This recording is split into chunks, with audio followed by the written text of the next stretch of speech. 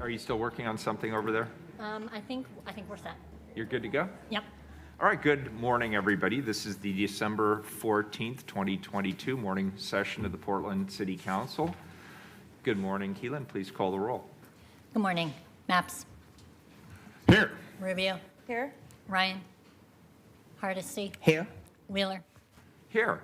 And colleagues, I'm going to wear a mask today. It's a little hard to hear, but I do not have COVID, and I've tested negative, but I was exposed to somebody actually, I believe at the end of last week, who does have COVID, so just have an abundance of caution. I think today or tomorrow is the last day that I'll wear a mask, just out of caution for everybody else.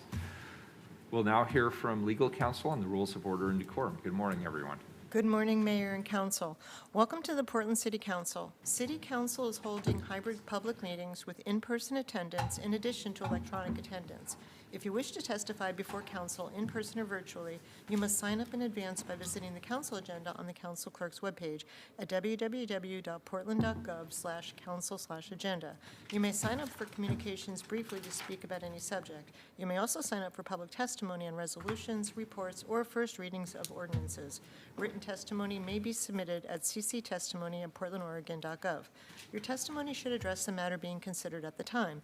When testifying, please state your name for the record. Your address is not necessary. Please disclose if you are a lobbyist. If you are representing an organization, please identify it. For testifiers joining virtually, please unmute yourself once the council clerk calls your name. The presiding officer preserves order and decorum during city council meetings so everyone can feel welcome, comfortable, respected, and safe. The presiding officer determines the length of testimony. Individuals generally have 3 minutes to testify unless otherwise stated. A timer will indicate when your time is done. Disruptive conduct such as shouting, refusing to conclude your testimony when your time is up, or interrupting others' testimony or council deliberations will not be allowed. If there are disruptions... Excuse me. Is somebody playing music? Outside. Oh, it's outside. Oh, okay, sorry, go ahead. It was riveting. If there are disruptions, a warning will be given that further disruption may result in the person being ejected for the remainder of the meeting. After being ejected, a person who fails to leave the meeting is subject to arrest for trespass. Additionally, council may take a short recess and reconvene virtually. Thank you. Very good, thank you. And colleagues, this is, of course, on auspicious occasion. This is Commissioner Hardesty's final Wednesday morning meeting with us, and we will recognize her at the end of the council session, but I just wanted to note that, and I'll have much more to say on that subject at the end. Absolutely, absolutely. First up today, colleagues, is communication, item 1034. First individual, please. Request of Eric Smith to address council regarding crime and environmental health and safety. Good morning. Doesn't look like they've arrived. Let's see. Yeah, they're not here yet. Okay, very good. We'll move to the next individual. Item 1035, please.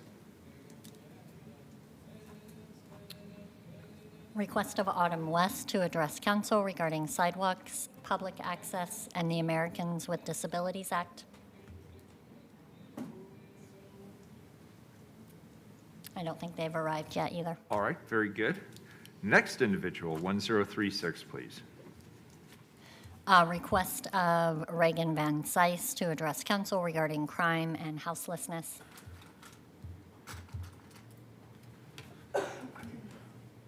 Alarm clocks must not have worked well today. I guess not. Very good. We'll go to the next individual, 1037, please. Request of Mariana Garcia Medina to address council regarding the Joint Terrorism Task Force resolution. Very good.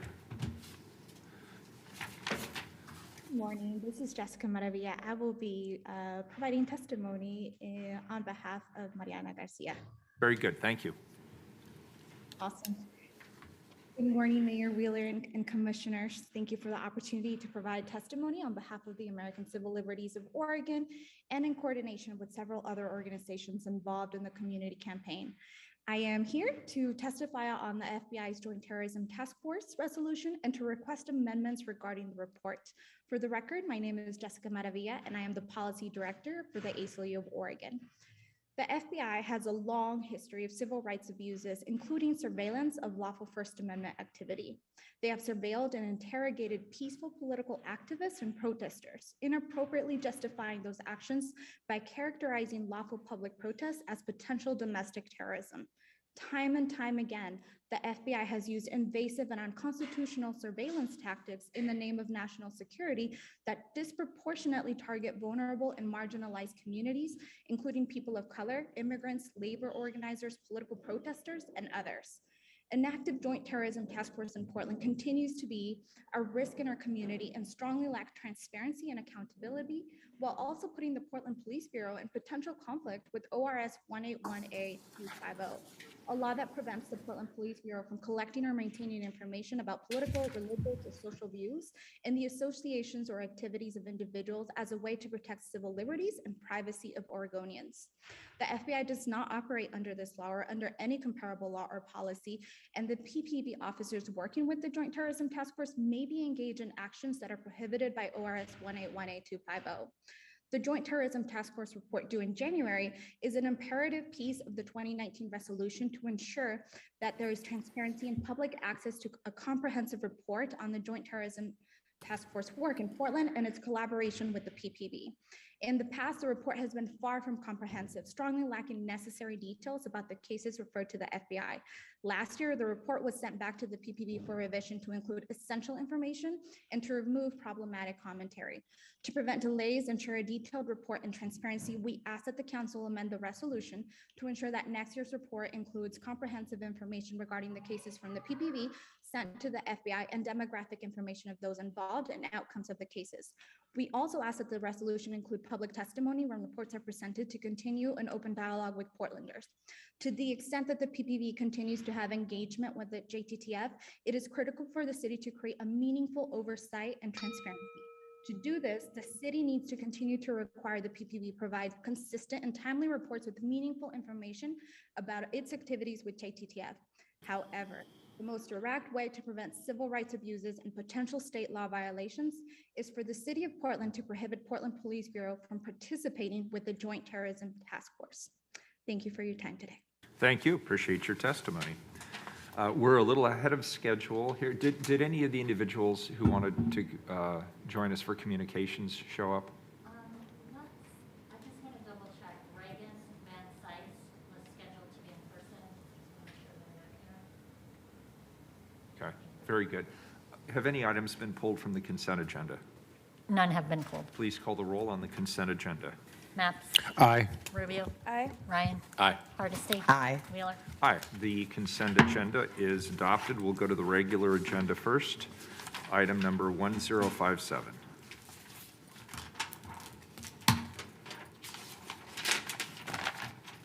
Adopt Human Resources Administrative Rule, Employee Work Location to define allowable work location and related criteria. Colleagues, before I introduce this item dealing with hybrid work, I also want to acknowledge and thank the 60% of City Portland employees who've been and continue to work in person each day. Our conversations about return to work and the future of work have really been about a smaller percentage of city employees, many of whom have been working remotely. But I really just want to acknowledge that the majority of our employees were here from day one, working day in and day out in person in their place of employment. And as we have said many times from this dais, we have not thanked them enough. I want to remind people that in the early days of the pandemic, it was actually considered dangerous. And it was assumed, it was presumed to be dangerous, potentially life-threatening for people to show up day in and day out in person. But the work that 60% does was essential work to maintaining the continuity of our city. These are the folks who maintain our facilities, the folks who provide security, the folks who kept our water and our sewer operational throughout the pandemic, people who provided a myriad of essential services that Portlanders often take for granted. And I really want to express my deep gratitude and my thanks to all of you who worked day in and day out. So I just, as I've watched the press coverage of this, I know it's somewhat complicated, it's somewhat confusing. One could get the impression that we're talking about the entire city workforce, when in fact we're talking about the minority of the city workforce when we're talking about the return to work policies and the future of work and whatnot. I also just want to express the concern that has been expressed by this council as well as our chief administrative officer that we do not want to create two classes of employees, those who can work from home and those who are required to work here. We have to be far more thoughtful about that. I want to acknowledge and appreciate the work of the Chief Administrative Officer and the work group for coming up with strategies that I think are reflective of that desire. The ordinance we will hear today impacts, as I say, about 40% of our workforce, many of whom have been operating on a hybrid model. The city's current systems don't have the capacity to administer all of the legal requirements of remote work across other states on a permanent basis, which presents considerable additional compliance risks to bureaus. As part of the 5 components of a new workplace model, the Bureau of Human Resources has worked with council offices to develop a new administrative rule requiring employees to perform work for the City of Portland within Oregon and/or Washington State, and they will explain why that is the case. This rule will uphold flexibility for employees performing their work within a hybrid model, strengthen the community through local employment, and ensure better compliance with our legal requirements. With that, we have Chief Human Resources Officer Kathy Bless here to walk us through the ordinance. Kathy, good morning.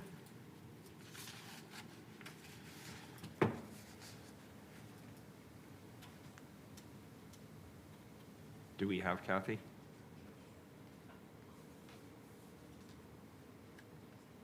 What is in the water today? Do you get this like sort of weird vibe? All right, we'll continue this item. In fact, we'll take a 1-minute recess and then we'll go to the time certains. Huh.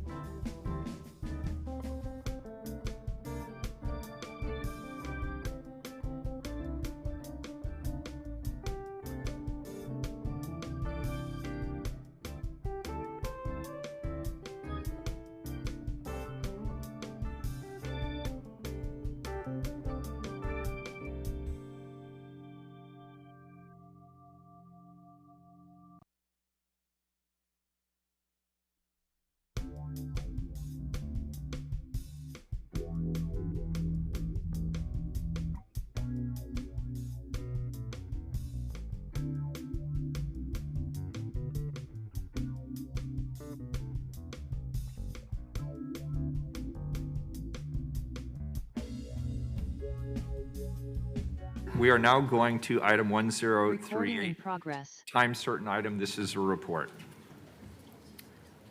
And you turn it to me, right? Appoint Elizabeth Brett and Sharon Knob to the Building Code Board of Appeal for terms to expire December 13, 2025. Colleagues, I'm pleased to introduce the appointments of 2 outstanding candidates, Beth Brett and Sharon Nobby, to the Building Code Board of Appeals in partnership with Commissioner Ryan, who I will turn this over to in a moment. As a reminder for everyone, the Board of Appeals can be called upon to hear appeals of the final decision of the city's building officials. As such, it is a very important function. Any appeals heard by this board would have already been discussed and decided at a weekly administrative appeal board. The members and alternates of the Board of Appeals are appointed for 3-year terms and can serve no more than 2 terms. Commissioner Ryan, I'll turn this over to you. Thanks, Mayor. Colleagues, the Board of Appeals provides a service to the community by providing citizen board review to review decisions of the Administrative Board of Appeals. As the mayor said, this process provides a forum for the applicant to discuss their concern in person with the board and the city staff to find a solution to their building code issues. BDS building official Terry Whitehill, it's fun to say that a few more times, will present and share about more of the proposed appointees. Terry, please take it away. Mayor Wheeler, Commissioners, I am Terry Whitehill, the building official for the City of Portland and the Bureau of Development Services. I am pleased to bring forward the following new appointments to the Building Code Board of Appeals. The first one is Beth Brett, is a licensed architect, and she should be online, I think, with us. She's there. Hopefully she's there. I'm here, Terry. Oh, perfect. She's a licensed architect in Oregon and Arizona with over 20 years' experience. Through her work experience, she has honed her skills in developing strong connections and working collaborative with teams. Beth has worked with local and regional organizations focusing on equity and inclusion. She is passionate about partnering with others to make lasting changes in the process and outcomes within the built environment. And Beth, do you want to just say a couple words on why you're interested in being on the committee? Definitely. Thank you, Terry. Just wanted to let everyone know, so currently right now, I'm actually working with a project management firm, and our focus is really on guiding public and private projects from concept through construction. And I believe that I can offer a different perspective on the board using my experience in the profession, both in architecture and then also in project management, working with a lot of organizations focused on equity and inclusion. And I really believe that, partnering with others, we could make a lasting change to our processes and our outcomes. And being part of this board really will help me continue those efforts to help support our communities better. Thank you. Thank you. Mayor, would you like me to do both first, or do you want to? Yeah, why don't you them go one ahead at and a do time? that, and then Okay. we'll ask if there's public testimony and board comments. All right, thank you. The next one that we're looking to appoint is Sharon Noby. She's here with me. Over 30 years' experience working with many construction types and building uses, including wood frame, single family to high-rise concrete and mass timber mixed-use buildings. She has been successful by maintaining a long-term vision, employing critical thinking, and engaging experts while finding common ground. Working with clients and contractors while incorporating advances in technology and sustainability have honed her abilities. She brings this mix of experience to the board. And Sharon, would you like to share anything? Good morning. Morning. I'm Mayor and Commissioners. I welcome this opportunity to serve the city, especially at this critical time where we're being judged for our timeliness and our delivery. And I believe that I bring a broad experience and exposure to challenges, positive and negative, and finding a working outcome that improves our community.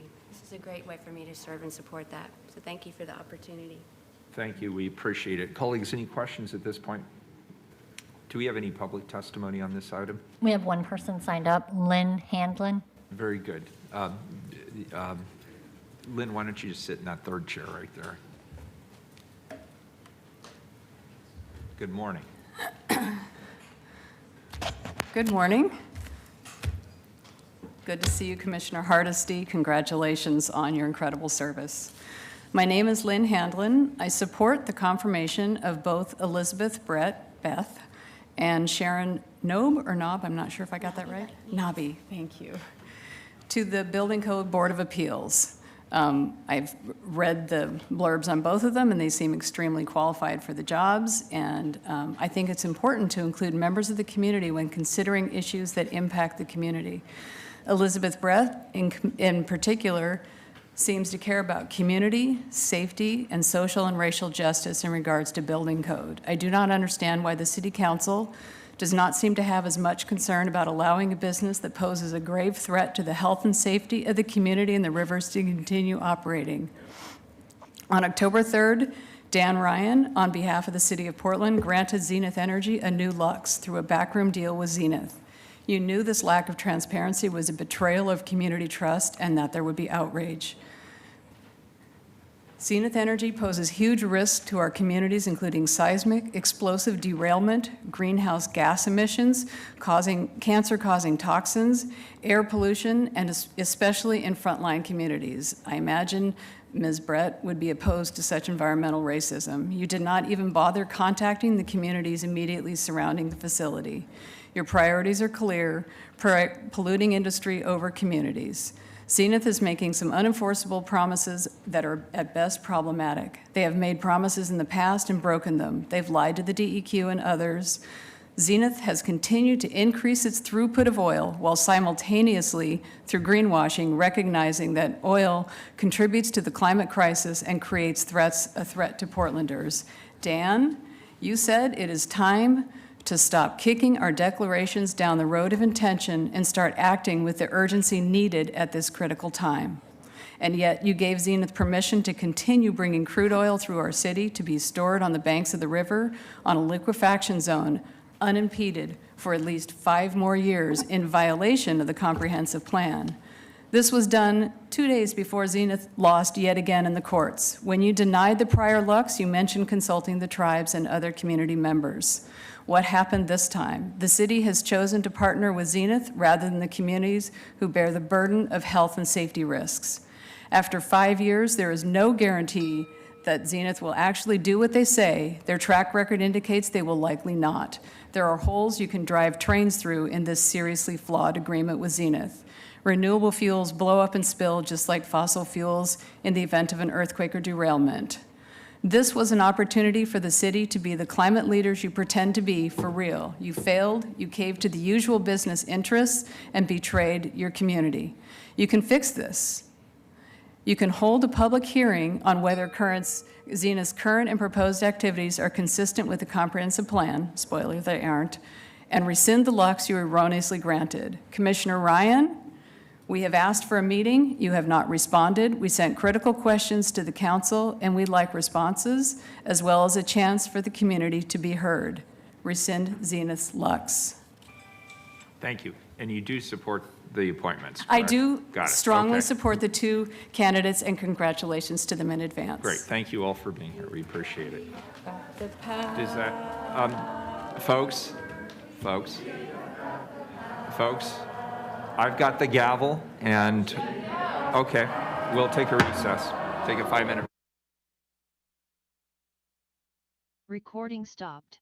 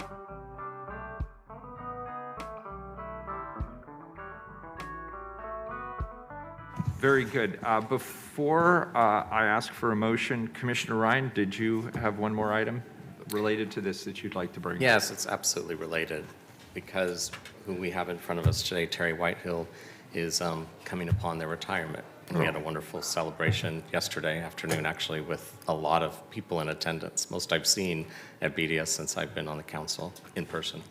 I want to thank you, Terry, for your 19 years of service to the City of Portland, 17 years as the City of Portland's building official. Terry has been Oregon's Building Official of the Year, as well as serving as the president of the Oregon Building Officials Association. In this role, he's required to know state and national building codes inside and out, and he does. As the official, he is empowered to think outside the box and consider new approaches that the building codes may not have caught up with, without compromising safety, and I have heard time and time again how well you do your job. Your flexibility and dedication in working with my office on making the Safe West Villages successful through the needed code changes is something I'm personally grateful for. We took the work from BPS, the shelter to housing code changes, and then you in real time had to implement them rather quickly. And it was very, very important. And so I just want to say that I'm so grateful for all the inspired leadership that you have shown in your role. In addition, your day-to-day work includes partnering with Portland Fire and Rescue, and there were many in attendance yesterday at your party, and homeless shelter sites to ensure they're safe. They're leading work on building code appeals and work at the state and national level on codes used to keeping buildings safe for Portlanders is a symbolic excellence in public service. Earlier this year, the Oregon Building Officials Association awarded Terry not only in its Building Official of the Year award, but also its Lifetime Achievement Award. And Terry is only the second person to have received the Lifetime Achievement Award from OBOA. The president of OBA said it best. He's an outstanding member of the organization, an example of what a building official should be. He has been a go-to person for so many among building officials in Oregon and around the country. As you retire at the end of the year, we thank you for your service and wish you the best. We also appreciate you returning as a retiree in early 2023 to help onboard the new building official. And I want to personally add two things. One is, I know you're going to do more than that. I know that your wisdom is going to be shared. You're such a resource. You're such an asset to our city. And I know that you're going into this slope of retirement, spending time with your family in Alaska. But we really need your guidance and your inspiration as you help people gain the knowledge that you have in your brain, and more importantly, in your heart. And I'll end with the heart because you always show up at the Safe West Village openings. You're always the person that's done the most and has the most to say, but somehow you say the least and you get it done. You're a breath of fresh air, Terry. I really appreciate that our paths have crossed. And on behalf of so many before me, I thank you for your time and your service to the city of Portland. Thank you, Commissioner. And, I've had so many good people around me that have helped me along the way. And, I take great joy in helping others and doing that. So it's been a labor of love all these years, I have to admit. Thank you. Thank you, Terry. I'll entertain a motion. Did you have a comment, Keelan? Oh, I'll entertain a motion to accept the report. We have a motion from Commissioner Ryan, second from Commissioner Hardesty. Any further discussion? Seeing none, please call the roll. Maps. I'd like to thank the mayor and Commissioner Ryan for bringing forward these excellent candidates. And I'd like to thank Beth and Sharon for agreeing to serve on this important committee. And finally, I'd like to thank Terry for his service to our city. For these reasons and more, I vote aye. Rubio. First, I want to congratulate and thank you, Terry, for your excellent service to our community for so many years. We are truly a better city for it, so thank you so much. And thank you to Beth and Sharon for your willingness to participate on this board. The time involved is no small contribution, and I really appreciate you're both taking the time out of your lives to provide this service to the city. So I'm happy to vote aye. Ryan. Thank you, Beth, and thank you, Sharon, for your commitment to service. And Terry, I look forward to bumping into you real soon. I vote aye. Hardesty. I want to thank the excellent candidates for agreeing to volunteer their time to be of service to the people of the city of Portland. I want to congratulate you on your retirement and moving into the next phase of what fun comes next. And thank you, Mayor and Commissioner Ryan, for moving these great candidates forward. I vote aye. Wheeler. I want to thank Sharon Elizabeth for being willing to step forward.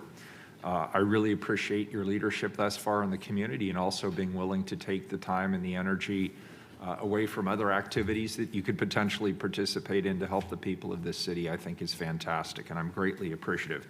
Terry, thank you for your steadfast service to the city and the people of Portland. You heard the call for public service, and you stepped up to many challenges facing Portland over the years, and you have freely shared your expertise, your wisdom, and your time with us. Portland is a better place because of people like you, and I want to thank you for that. I'm very happy to vote aye. The report is accepted. The appoints are approved. And Terry, I wish you the very best. Thank you. Thank you, sir. We'll go back to the item that was continued. Kathy's here. Where's Kathy? Oh, okay, good. We'll go back to the item that we continued, item number 1057. I won't make my long speech again. I'll just say, welcome, Kathy. Good morning. Good morning, Mayor Wheeler and Commissioners, and I'm sorry for my delay this morning. No worries. For the record, I am Kathy Bless, Chief Human Resource Officer for the city. I'm here this morning to request your support and approval of Ordinance 1057, adopting a new human resource administrative rule to define where work of the city is allowed to be performed. This new rule identifies this area as all of Oregon and Washington. Defining where work can be done ensures we continue to engage the community in which we serve and support our local partners in business. This new rule still provides flexibility for employees and complies with the city's legal responsibilities related to state-specific wage and hour laws, leave laws, and workers' compensation. There are some exceptions that allow for more flexibility for employees. This rule allows for employees to work out of Oregon and Washington for short durations. Newly hired employees will have 90 days to come into compliance with the rules, and bureaus will be able to consider extenuating circumstances in setting newly hired employees' timelines. Current city employees who may be outside of Oregon and Washington will have 90 days after the adoption of this rule to come into compliance. And we also know there may be other temporary exceptions beyond 2 weeks, like for an employee who has taken a protected leave and must travel to be with a person that they are helping care for. These short duration exceptions will help balance the needs of employees and the legal risk to the city. This really concludes my remarks. I'm happy to answer any questions that you may have. Very good. Colleagues, at this point, are there any questions? Yeah, Commissioner Maps. Director, thank you for that presentation. Just for the record, could you just list the top 3 reasons why we're doing this, or why you're proposing this? Absolutely. We need to be able to define where work of the city is performed. We have legal risk outside. With our system, SAP, has no capability right now of issuing any W-2s outside of the state of Oregon. We also don't have legal representation in all of the states, and it is too risky for workers' compensation, for other employment leaves or taxes that other states have that we're not set up to process or do. Thank you. So you said that we're just basically staffed up to deal with Oregon. However, this ordinance proposes that we have folks in Oregon and Washington. What are we going to do about, how are we going to prepare for and accommodate employees who choose to live in Washington? So we currently do that because they travel to Oregon to perform their work. Okay. We also are compliant with Washington state leave laws and employment law, and so we're able to issue a W-2 for the work that they provide to the city of Portland, so it makes it much easier.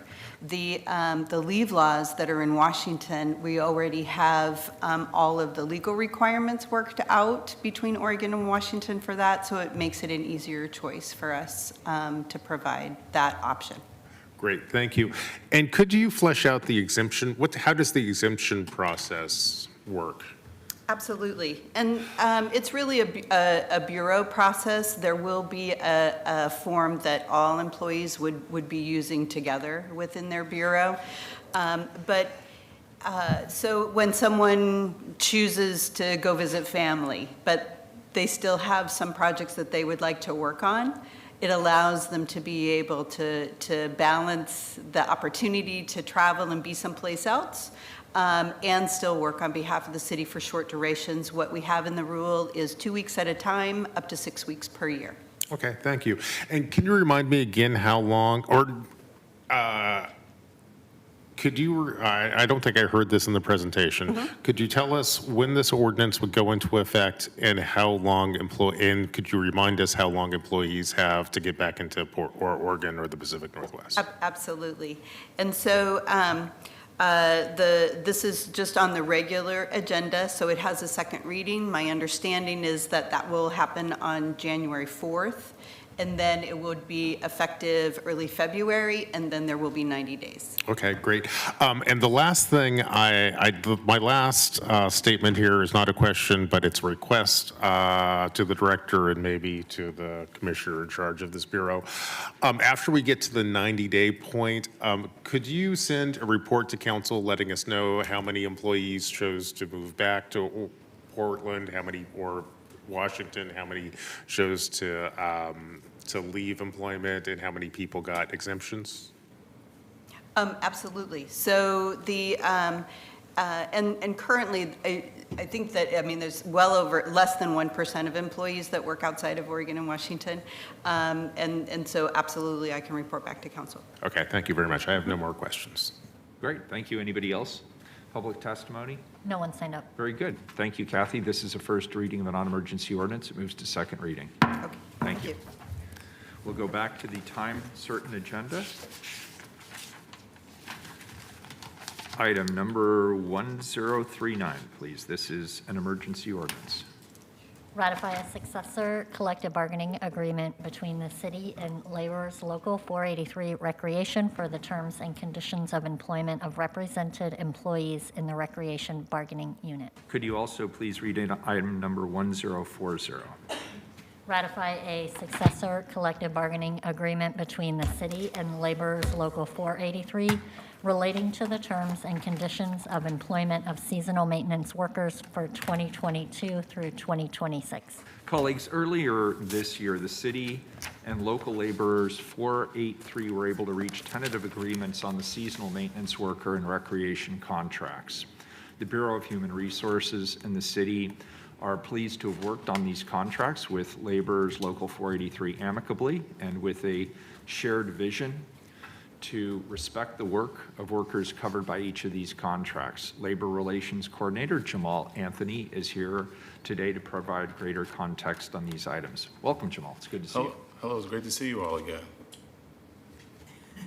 The greater context, I apologize. I didn't know if you were going to speak a little more. My apologies. It's good to see you in person. Usually again. I do go on a little bit longer, Yeah, but I'm a little rusty to the in-person. It's good to see you all, and thank you for letting me make your company. The two contracts that I'm here to discuss are the recreation and the seasonal maintenance workers contract. Both contracts provided wage increases to all of the employees in the contract. Specifically in the seasonal maintenance workers contract, we saw an increase to wages, an increase to the amount of hours that employees can work in a year, as well as a pathway to permanent employment through the opportunities of interviews, as well as moving them from the lowest paid in the region to the highest paid in the region for that body of work. In the recreation contract, we saw some long overdue wage increases for a number of employees whose the nature of their work has changed after the pandemic. So we just were able to operate through a guiding factor of respect for the work that the employees do. I want to give a lot of respect and a shout out to the local Laborers 483 Union for working with us collaboratively in a thoughtful manner. And I can respond to any questions should you have them. colleagues, any further questions about either of these contracts? Do we have public testimony on these items? Yes, we have a couple people signed up for item 1039. We have Ryan Sotomayor. Great, come on up, Ryan. Good morning, 3 minutes, please. I see you. Good morning. Morning. My name is Ryan Sotomayor. I'm the business manager and secretary of Laborers Local 483. I've been a City of Portland employee since 2016. Want to, first of all, shout out our bargaining team, our local president, Jamie Dosher, who is also a steward, Will Ziegler, who's a member at large on our executive board and is also a steward, Aaliyah Corbin, who is a steward, Daryl Finley, who we hope will become a steward, and Leanne Griffin, who's our longest steward of more than 20 years. Our folks started working on this contract in October of 2021. We had a lead contract negotiator who was then hired by the city of Portland, and we scrambled, and we built another bargaining team, and then we had another lead negotiator who was then hired by the city of Portland from our bargaining table in June of 2022. So to say it's been unusual and a struggle is underselling it. I do want to acknowledge Jamal for being a great bargainer and a partner in this process. I want to shout out our members who have been working in person after a third of our colleagues were laid off in 2019. In 2021, when we were asked to come back and work in person after making concessions in 2020, recreation folks were given 2 weeks. 2 weeks to get back in the building, and we opened community centers without any staff hired. So those folks that I named were there in the morning when we opened and were there when it closed, and did all the hiring, did all the things that are necessary to make a community center run. So like Jamal said, this brings us back to where we probably should have been the last contract, and we are appreciative of the city bargaining a contract that's fair and that's strong and is going to bring wage increases to every person in the contract. 100% appreciative. It would be remiss to not remind that laid off a third of our workforce in 2019, and it's time with the levy funds, and it's time with where we are at the city of Portland, and the community requests for those workers to be brought back.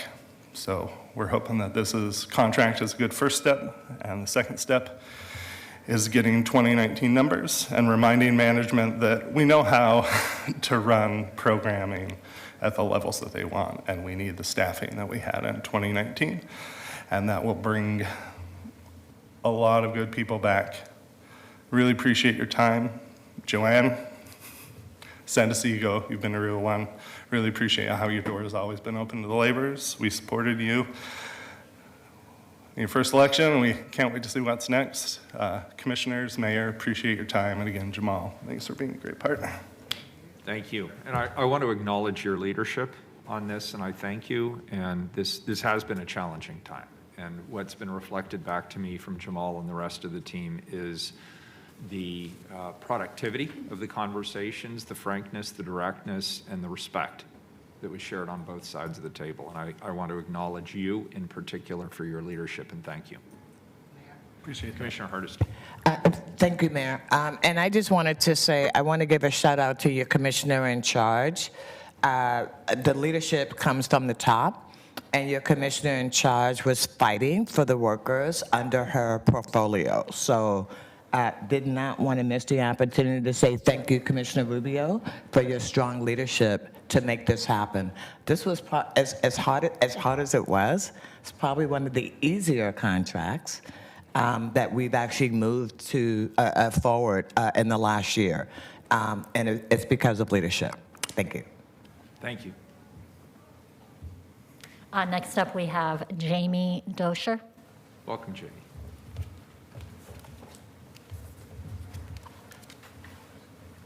Good morning. My name is Jamie Dosher. My pronouns are she, her. I'm the president of Labor's Local 483, and I work over at East Portland Community Center and Creston Pools, and I was the lead negotiator for this contract. Normally, I get to prepare a long testimony advocating against budget cuts, facility closures, program cuts, or other staff layoffs. But today I get to say thank you and tell you how excited I am because the contract and wage increases in this contract are the beginning of a return to normal staffing levels and increased programming. I looked up the wait list because I'm trying to get my own kid into swim lessons, and one of the Goldfish classes had 99 people on the wait list. ActiveNet does not have the capacity to show me the bottom half of those 99. So I can't even call them if we wanted to offer them spots. East Portland Community Centers had to cancel lessons and play swims because we don't have enough staff. And I can share from personal experience that trying to find classes for my toddler is near impossible because we don't have the staff at the community centers to run them. There's no messy art. There's no mom and me dance movement. There's no dad and me playtime. All of those programs have had to be cut over the last couple of years due to budget cuts, then the pandemic, and hopefully with the levy, those can come back. Looking forward, this contract will allow Portland Parks and Recreation to recruit and retain qualified and passionate staff with competitive wages. Now, we do still have some work that wasn't accomplished within the bargaining, and I do look forward to working with PP&R management, bureau leaders, and then Commissioner Rubio's office. I do appreciate the relationship that you've already taken the time to create with our staff. It is very helpful at 483. Most of the things that we're looking forward to increase or improve on is workplace safety for our members. We have a lot of issues with that. The unacceptably high cost of healthcare for some of our permanent part-time employees. It goes up exponentially as you work less hours, and those are usually the employees that make the least amount of money. And then bringing to North Portland the aquatic center that they deserve, that they've never had. And I hope that you all listen to what those participants are interested in having in that facility, because this is really an amazing opportunity to bring to North Portland a facility that we just have never had the opportunity to have before. And it can have facilities and features that don't exist anywhere else in the city of Portland. So thank you. Thank you, and I also just want to acknowledge your leadership as well as part of the team and the other stewards. Really appreciate it. Awesome. Thank you. Your points around swimming and the wait lists are very well taken. We had a good conversation the other day about the new pool facility that's moving forward in North Portland, and this certainly was part of the issue. The demand for not only recreational activities and athletic activities, but just the basics of learning to swim is an area where there's a huge gap, and there's a disproportionality that you're well aware of there in terms of people of color, children of color, very disproportionately drowning. Correct. In public waterways. And it just so happens we are blessed as a city to have many public waterways, but the flip side of that is a lot of young people aren't prepared should they fall in or otherwise come into contact with water. So I appreciate your highlighting that as part of this conversation today. Yeah, and to your point, I've been in aquatics for 20-something years. I don't want to name it. But as the facilities close, Portlanders turn to bodies of water to cool off. Exactly. And that becomes very dangerous because those bodies of water do not have the safety features that we have with lifeguards. So it becomes a safety issue. This is not the money that people have at the end of their bills that they want to spend on fluffy things. Recreation does provide life-saving skills. We are as valued and as important as other social services in the city of Portland, and I think this contract is the first opportunity that the city and leadership has had taken to show us that you value us in such ways. So thank you. Awesome. Thank you. Really appreciate it. Next up for item 1040, we have Chris Armstrong. Hi, Chris. Thanks for being here. Good morning. Good morning. Thank you guys for having me on. I want to thank Jamal for working on this contract with me. I've been a seasonal maintenance worker for 5 years here with the City of Portland. I've been working out of the Washington Park unit, and it's been a real struggle the last few years just with the pandemic and everything going on. A lot of us struggle. I have coworkers who were hired during the pandemic who, up until this new contract goes into effect, they were eligible for both housing help and food stamps because they come in making $15.90 an hour, working 40 hours a week, working right next to permanent employees who are making $25 to $30 an hour, and we're expected to do all the same work. Also, we appreciate this because the entire time during the pandemic, we showed up every day. There was no, you can't stay at home and expect trash cans to clean themselves, the plants and everything. Right now we're moving leaves. The leaves don't move themselves. None of that work gets done. So we've been here the entire time working along with everyone else. So we really appreciate this because most of us are getting $2 to $4 raises, which is a big deal for us because some of us are going to get between $5,000 and $9,000 more a year, which really goes from, on average, me the last 5 years, I maybe scraped $20,000 in a year, and that's working 10 months a year and then having to go find some job during the winter to go work that's never good enough. It's always just make something to pay the bills. So we really appreciate this. Me and Jamal were pretty candid about it. There's some things that he gave us that we weren't even asking, which we appreciate you guys being willing to do. I know most of my coworkers will be really, really happy to hear this because most of us, this time of year is when we all run out of hours since we're only allowed so many hours in a year, and then we have to go find some work, and sometimes some of us have work right away in January with our bosses. Some of our bosses don't need us back till between March and June. So sometimes there's times where some of us take unemployment for 6 months, some of us just don't do anything, which is really hard when we're here showing up, working along everyone else through the snow and through the heat. And it feels like for the longest time we've been treated like lesser citizens because we just aren't being paid what we feel like. With that being said, yeah, I really appreciate you guys all being here, and I hope to see this come out soon because most of us will really work on it next year, and I hope to see how the next one goes in 4 years. So, thank you so much for your time. Awesome. And I not only want to thank you for your work here, I was going through the park the other day, and it looks great. You guys have really done a fantastic job. I want to thank you and your crew. You wouldn't know that we're down 2 workers right now. Yep. We've got 2 different workers who are out on medical leave for another couple months. So there's four seasonal maintenance workers. Like some days say there are 4 seasonal maintenance workers. They're doing all of the basic groundwork because there's no one else around to do it. I don't think most people would know that, but it looks great. You're really doing a terrific job. Thank you. Our last testifier for 1040 is Ryan Sotomayor.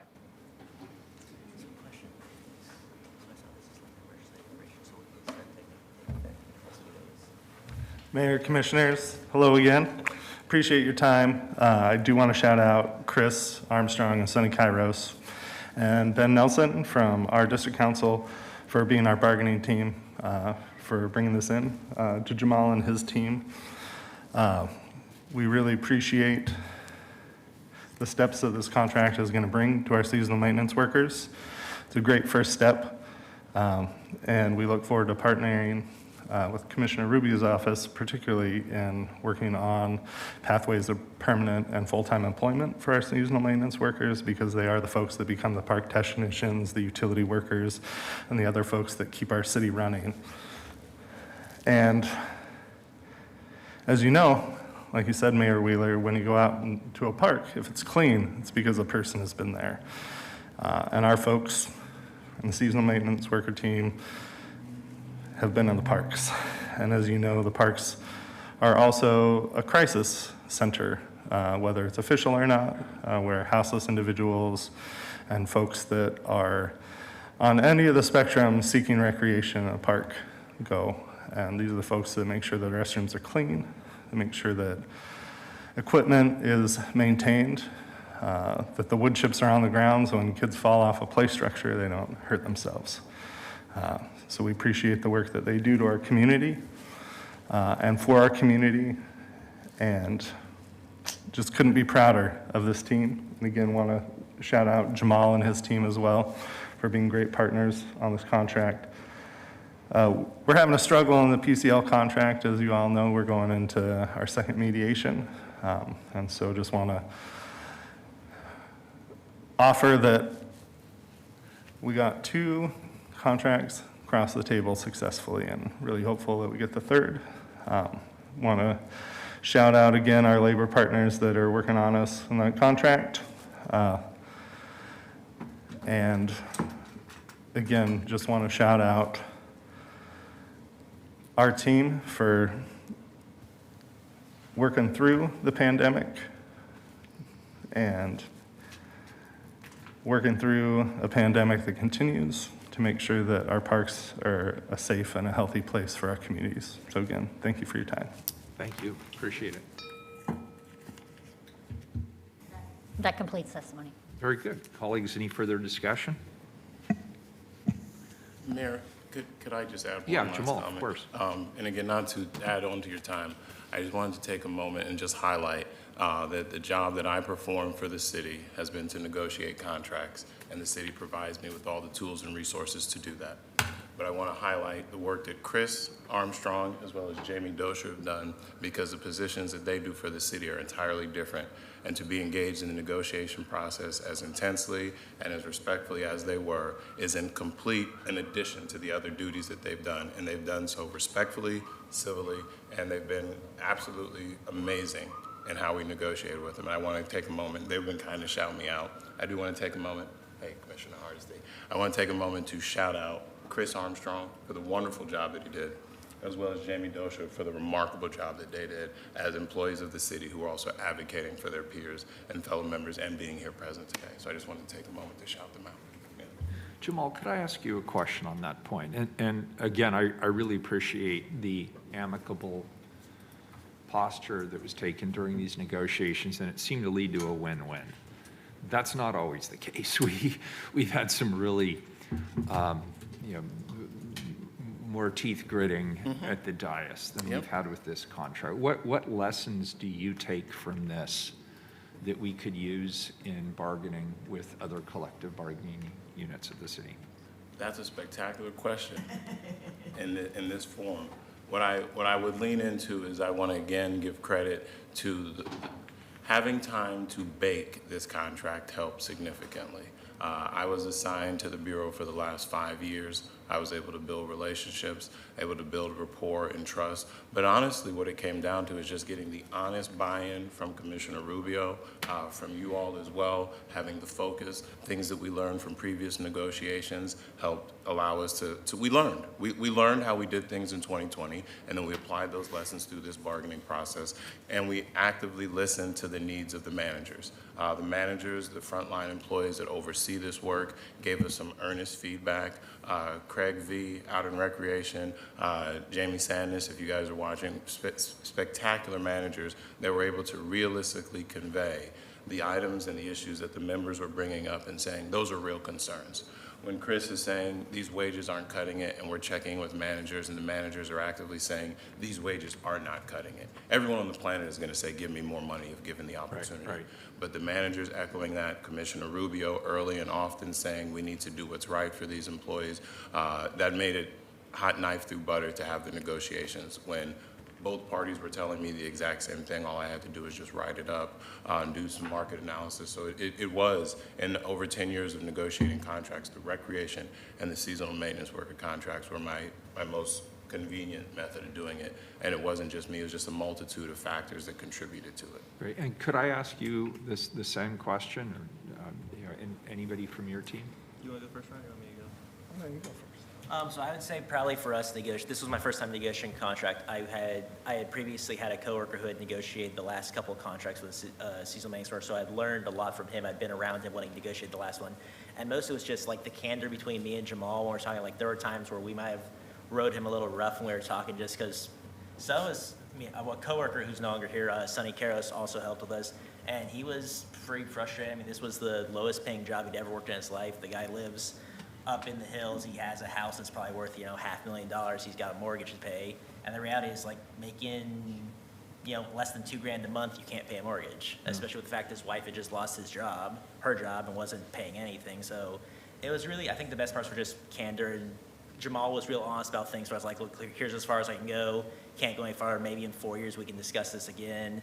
It was more, I was worried coming into this, there's going to be a lot of playing cat and mouse, no one ever being honest, but I feel like honest is the best way because then, look, here's what you're willing to meet, here's what we're willing to ask for, we can meet somewhere in the middle, not us just spending 6 months arguing back and forth across the table, never going anywhere because we're asking for something that you guys won't tell us if you can give us yes or no, and then we get to the end, we're like, okay, what can you give us? And you're like, well, here's what it is. We're like, but you wasted 6 months of our time for nothing. Right. Because we're still out there, like right now, we're still out there working, making nothing, expecting that, hey, we're going to make something better. But it's also, I've had people who have left during this contract because they're like, we can't cut it anymore. It doesn't matter if more money's coming, we can't cut it even with the new money. Thank you, I appreciate that perspective. Yeah, I would just shout out one of the things Jamal said is active listening, because Jamal's right. Every contract, people would ask for more money. And one thing I will say is the active listening didn't just go from the table, it went back to the managers and obviously the commissioners as well. So the example of wages for rec associates, or excuse me, a recreation leader that had a premium and then taken a premium away from this contract up until the last session we were negotiating that. Were all parties 100% happy? No. But the active listening was there, and I think Jamal's absolutely correct that having managers that have the experience and were at the table, because when HR initially presented their wage disposal package, about a third of the employees are actually walking back. And so as we were able to present the information of like, here's your spreadsheet, here's where it actually needs to be if we're going to have a 5, 10, 15% increase. Those folks listened and took that feedback and then returned with very similar numbers. And so I would say the active listening and also building a relationship. I met Jamal right after the layoffs happened in 2019. And we were in interim bargaining then, and then we were in interim bargaining during COVID. And so being able to spend time together and hear each other's frustrations, but also hearing each other's goals. You know, I think ultimately we have much more in common. Trying to figure out where we can work together is the best way forward. Thank So you. again, I really the appreciate time that. and Thank you. And the did you, contracts. I want to give your thoughts. You were obviously key to this. I will never pass up an opportunity if someone wants to know my opinion, so thank you well, very much. yeah, Jamal I'd knows like- this, everyone knows this. Because I think there's lessons that are broader here that we could apply more broadly. So I'm just curious to get your perspective. I think it's also the management. If management understands what is going on with their workers, you know, when I bargain and I tell Jamal that we have a need for a second language premium for my casual staff, he can't really argue against that. But he needs to hear it from management too. And so then when he goes to management and say, do you have second languages spoken in your centers? And my supervisor can say the exact same thing that I've been telling Jamal. It makes it so much easier to go to city council and say, yes, we do need this. We do have these languages spoken. We do have this safety issue. We have these wage issues, whatever it is. So if you have both sides showing up to the table, we don't need both sides showing up to the physical table every single time. But when you're asked to show up to the table to speak about something and then you don't show up, or you don't show up, you know, virtually whatever it is, even if it's just in your support, that's where we have problems. So we need to have management coming to the table, understanding what their workers are experiencing, and break down that divide between workers and management so that they're collaborative together. When management doesn't understand what's happening in the workplace, they can't advocate for their workers. And then it's just left to the workers to convince Jamal to move on to city council, et cetera. So that relationship and that input from management is crucial. And I see that in the SMW contract, and I see that in the REC contract. And I would like to see that in other contracts. Very well said. Thank you. I appreciate it. Yeah. Colleagues, any further questions before we call the roll? Seeing none, please call the roll on item 1039, an emergency ordinance. Maps. I'd like to thank Local 483, Human Resources, and especially Jamal, Ryan, Chris, and Jamie for their hard work on this contract. I'm delighted that the city and labor have been able to reach a mutually satisfactory agreement. For these reasons and more, I vote aye. Rubio. Thanks. So I have some things to say. First, I'd like to thank several people who helped us get here today, and we've been talking about all these great people. Jamal, Anthony, for your excellent leadership and partnership. Local 43 leadership and Recreation Representative Bargaining Team for all they're doing, especially you, Jamie, Recreation Management Bargaining Team, and also the Parks Management Team as well. This was truly a collaborative process, and by far, from what we're hearing, the most open discussion that we've had in negotiations, at least in my recent knowledge and memory. And I've been out to the rec centers and met with staff, and especially had some pretty good conversations with aquatics. And these are some very dedicated and hardworking staff who did everything they can to keep services open and moving for the community. So these workers are very dedicated public servants, and I'm very pleased to see wage increases to all our rec employees that they're going to get. And these increases will have an impact on our current staff as well as those in the future, very critical as we continue to staff up and recruit for our services. Our aquatics division, through negotiations, is not only seeing a significant increases in wages that makes us more competitive in the market, but also restructuring that is beneficial internally as well as externally in how we can deliver services to our community, and also pathways for mobility internally for employees as well. Our rec team continues to be present, showing their commitment also through working through the pandemic, as I mentioned, and we can't forget that. When times are tough, they're showing up. And during these times that the rec centers were closed, our team also provided, everyone has stepped up in order to provide services and work with the ECC, and also went above and beyond in other roles to help other bureaus as well. And I also want to lift up our seasonal workers. Brian, I want to acknowledge your leadership and important voice, as well as the bargaining team that worked collaboratively, especially Chris Armstrong, for your partnership and your leadership. Our seasonal maintenance workers throughout the city helped keep our operations going through the most challenging times of the pandemic. And these workers kept our parks open, as you heard, and clean, restrooms clean, and accessible for the community. And people in this community need to know more about that. So we need to lift that up as much as we can. You were all instrumental in delivering services, keeping open spaces and recreational facilities, including the golf courses and PIR. That's a part of this work as well. And ensuring that we have different kinds of rec available for different kinds of community. So in short, I agree, we need more staffing for this work across the board, and we need paths to permanent employment in the city for seasonal maintenance workers and all workers, and that will continue to be a very important focus for me. So in closing, I just want to again extend my deep appreciation for all of you, for all the workers, and their dedication to serving the community. Your work is very appreciated and very valued. And again, thank you, Jamal, for your leadership. Happy to vote aye. Ryan. Thank you, Commissioner Rubio, for your leadership. It's always helpful when the person up here keeps us abreast of the dialogue. And Jamal, you also brought us along. Thank you for that. This was a refreshing conversation. It went beyond what I would have imagined for this topic, and I want to thank the mayor for engaging in that dialogue with all of you. Ryan, Jean, you're Jean, yeah, okay. And Chris, thank you for your testimony today. Yesterday we had a Portland Children's Levy meeting, and every time we have a Portland Children's Levy meeting, Parks always comes up. So you're always a partner with many of those nonprofits who are working with our children and families, especially during the COVID lockdown.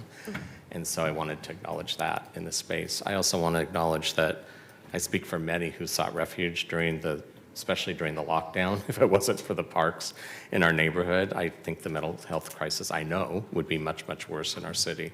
So I really appreciate all of you for showing up and didn't miss a beat. And I'm enthusiastically vote aye. Hardesty.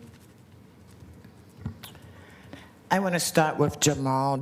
First, let me thank Commissioner Rubio for her great work, her great leadership, and setting the vision for moving forward on this contract.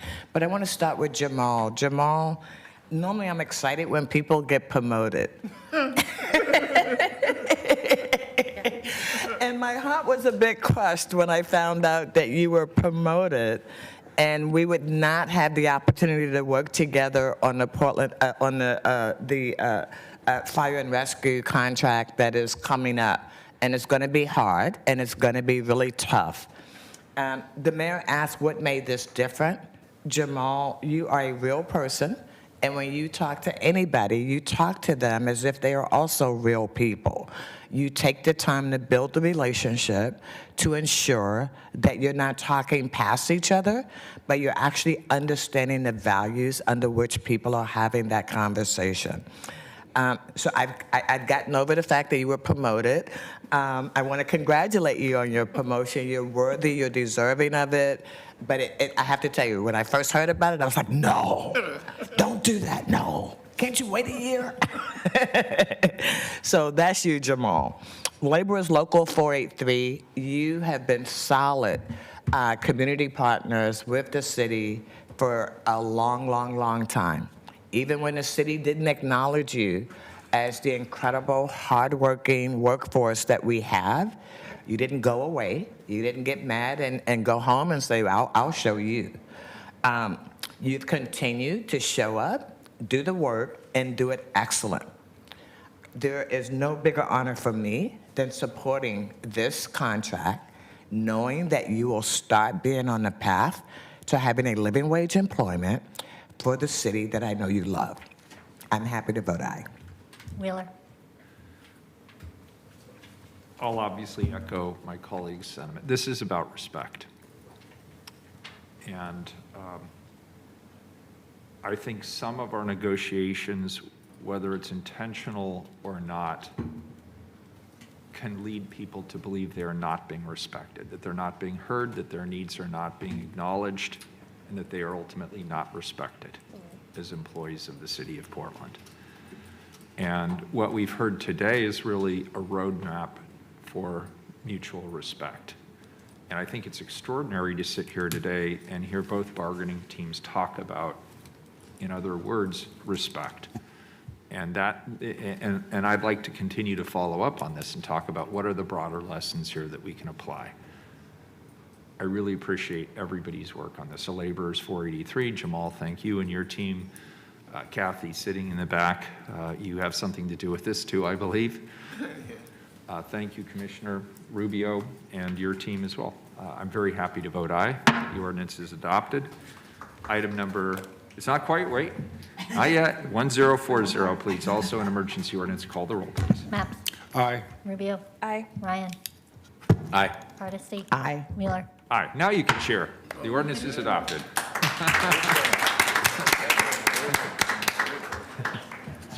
All right, we'll move back to the regular agenda. Please, colleagues, item number 1058. Accept the Chief Procurement Officer's recommendation for contract to Ferguson Waterworks for waterworks supplies not to exceed $20 million. Colleagues, the Portland Water Bureau uses waterworks supplies to support both proactive and emergency repairs, construction, and maintenance for our water system. This contract enables the city to access the supplies needed to appropriately maintain our water infrastructure. Chief Procurement Officer Biko Taylor is here to walk us through the report. Welcome, Biko. Good morning, Mr. Mayor. Good morning, Commissioners. For the record, I'm Biko Taylor, the Chief Procurement Officer. On August 18, 2021, Council approved Ordinance 190536 for procurement services to competitively solicit for waterworks supplies in accordance with PCC 5.33. The Chief Procurement Officer advertised and received bids for the invitation to bid number 0001767 on behalf of the Portland Water Bureau. Bids were open on April 28, 2022, and we received 2 bids in total. The lowest responsive bid is from Ferguson Waterworks. Thus, it is recommended that their bid be accepted at the estimated unit prices quoted in their proposal for a total bid amount of $20 million. Let's talk about diversity and inclusion. For the record, Ferguson Waterworks is not a COVID certified vendor. However, Ferguson has committed to subcontract with in the amount of 11.9% of the total contract value to COVID certified firms as follows. Stauffer Cisco Supply Incorporated is an ESB, and they're going to supply bolts and gaskets. They're going to make up the vast majority of that 11.9%, right at 9.8%. And then you have modest participation there with other co-bid firms throughout to make up the total 11.9%. Let's talk about efforts that are not listed on the quantitative portion of this document. I have Ty Kovacs sitting, accompanying me from Waterworks, and we've been collaborating on this project for since March maybe. So Ferguson has decided, we're working with them to rework proposed subcontracting partnerships to enhance COVID usage throughout the life cycle of this contract. Ferguson will rework proposed support resources for local and national networking events to encourage new and identify training resources throughout minority-owned firms, identify minority-owned firms that are capable of supporting and catering to event coordination. On the diversity subcontract, from the diversity subcontract perspective, Ferguson will establish a cross-functional task force to promote DBE participation, growth in the waterworks industry. Ferguson will conduct the local and national networking, training, and awareness for these events. Ferguson will establish partnerships with industry organizations such as the American Waterworks Association and the Design Build Institute of America to present the concept and recruit and support.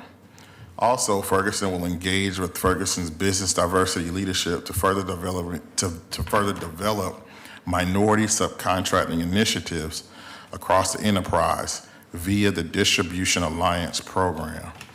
Also, there's a plan for future expansion and exploration. We will explore additional minority partnership opportunities, including freight carriers, third-party inspection resources, and boat gasket manufacturers. We will also seek to promote minority contractor development through the establishment of new business ventures and/or partnerships with Ferguson through mentorship, for peer mentorship throughout this process. We will also engage our suppliers to promote minority subcontractor initiatives and reviewing their current involvement with minority firms for activities including sourcing, freight, machining, and manufacturing. Lastly, partner with Ferguson municipal team to engage large utilities to share our goals and strategies while gaining additional insights and perspectives on growing minority inclusion. I'll also like to add that in April, Council provided us with great assistance to expand our aperture and include certifications from alternative sources for minority certification, including the Minority Supply Development Council and firms represented by the Women's Business Enterprise Council. That is a pilot phase. In the pilot phase, we're locally focused. So using those entities, we're focusing on finding firms in the Washington, Vancouver, Portland area. I would like to be as transparent as possible. The second bid, that firm had a national minority designation, but not a local minority designation. In year one of the pilot, our focus has been local and regional economic development, right? And so that's why we were emphasizing firms from Minority Supply Development Council and Pacific Northwest and Women's Business Enterprise Council. So council did give us the autonomy to cast a broader net. What has changed here is, I think, is the consistent collaboration at the bureau level in consortium with our new inclusive contracting management team as well. So although you might not see the participation in hard quant numbers, I think we have made strides on a goods and services type contract to really put our heads together, collaborate to ensure that we're going to get as much participation out of this contract as possible. With that, I can cede to Ty or cede to the commissioners for questions. Commissioner Hursti. Thank you, Mayor. Thank you, Director Biko. You saw my face when you were telling me about the who was going to benefit from this $20 million contract. So you got two proposals back in June, and now we are finalizing this proposal here in December. Let me just say that I'm concerned that we're about to approve a $5 million contract and no people of color will benefit from this contract. And what I heard from you, Director Taylor, is a lot of promises from Ferguson, but Ferguson's been in business for a long time.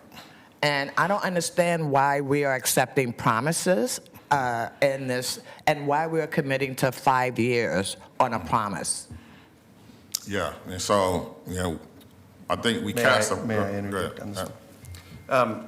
So Commissioner Hardesty, you may remember, and it was August of 2021 when we came with the front end of this. And one of the things that doesn't come through in the sort of report back to council is the detail of what we've put together. And I think I don't know if you guys have received this. Okay, great. And Ty, while you're speaking, I neglected in my talking points to introduce you. This is Ty Kovac, obviously from the Water Bureau, and I apologize for the oversight. I apologize. I was too eager. I'm Ty Kovac, Director of Maintenance and Construction for the Portland Water Bureau. Yeah, Ty, thank you.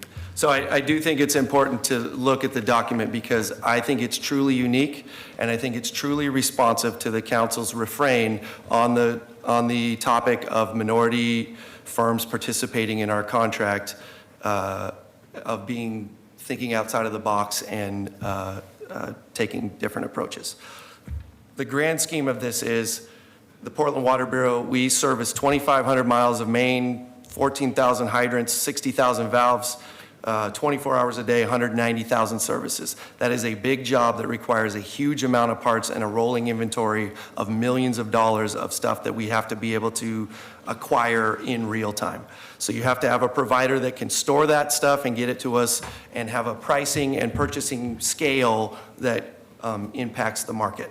So ultimately, any effort that an organization of our size undertakes to buy goods and services is going to result, especially in a least cost, lowest responsible bidder context with a big firm, right?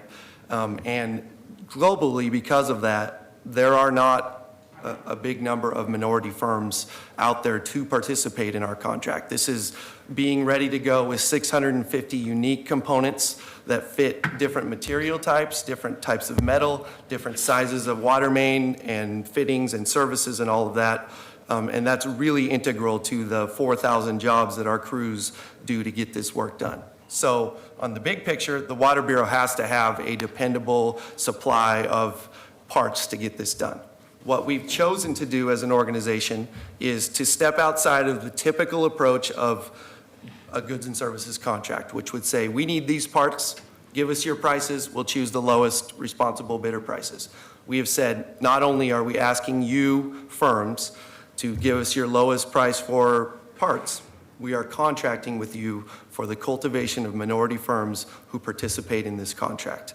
And that is really clear in this document. If we can go through it, I am happy to walk you through, but it is a unique approach that marries a standard contracting measure that the city has taken for many years. If you look at statistically what the city does, we're strong in PTE, we're strong in construction contracting, and when it comes to goods and services, that lowest responsible bidder thing results in a system that favors white, larger firms, right? So to change that, we have to work on the supply side, and we have to create an environment where minority firms can access this system, because it is a tough sell. And to do that, we're leveraging the size and scale and power of an organization like Ferguson, who, to their credit, has decided they're willing to help us with this. And so the approach that we've taken, we reference the document that's at the end in Exhibit B in Section 3.5. And, reading that closely is not necessary. Thank you. Actually, page 28 of 30 is the quarterly reporting that looks like you will be ensuring that you are getting a report back quarterly, and that is better than anything else. I do want to correct you. We are not doing good with construction. I don't know who told you we were. We suck at construction and getting minorities. Did I say that? We are not good at actually providing opportunity for minority construction firms. So I don't know where you got that data, but that's not right. So what I see is that you're going to be measuring quarterly, and that's a good thing. The question is, what happens if you, like a year from now, 2 years from now, and they've done nothing? What happens with this contract? So to the first point, I meant to also say, when you measure our performance as a city in those categories, goods and services is like less than 5% minority participation. It's less than that. Construction is considerably higher. So that was my point, not necessarily whether we've arrived there. So this is an effort by us to try to affect that. So if you go to page 26 of Exhibit B, Statement of Work, the scope of the price agreement describes that this is a price agreement for many, many parts. And it's also a contract with the city and Ferguson to cultivate firms who can participate in the unique provision of certain parts and certain needs that are within that deal. So the contract is, it's not an aspirational goal, because setting an aspirational goal when there's not a lot of providers to do it isn't going to get us there, right? If we can actually seed the inclusion of new minority firms in an industry where the barriers of entry are huge. I mean, just having the bond and insurance requirements that the city has is a big lift for anybody, and that's aside from having a warehouse and having a giant parcel of property to store the stuff that's needed for all of that. It's huge, right? And if you have somebody who can sort of help people get their foot in the door, Ferguson contracts with BES, they contract with Vancouver and Gresham and the whole region, right? So if they start being able to make progress with this, then they already have relationships that they're building and pre-existing suppliers who can benefit from that reach and those things as well. So this is a contract for obviously the provision of parts, which I said is a fundamental need of the Portland Water Bureau. But it's also a contract for to help the city cultivate relationships and people who participate in this contract that are from minority firms. And if they don't follow through with the effort, which is what the quarterly reporting will show in addition to the results, right? Here are the initiatives we're doing. Here's the progress we've made. Here's the contacts we've made. Here are the results. And I expect those results in the near term to be incremental, and then once you get to a certain point, the momentum starts to help. And to me, when I talked to you all in August of 21, what I was saying was the endeavor here is to not waste another 5 years not having advancement in this realm of the deal. And the Water Bureau does this like clockwork. Every 5 years, it's a need. And so here, we're building the foundation for the next time we come through with this contract to have a much more robust group of firms who are available to either support the larger firm that's involved or directly participate in pieces or the whole thing. So I think that's really important. And I think we've also, for the subcontractors that Ferguson is working with, in a standard boilerplate document, there's insurance requirements that they have to match what the primary contractor has for insurance and bond, which is a big expense for a small firm. So why?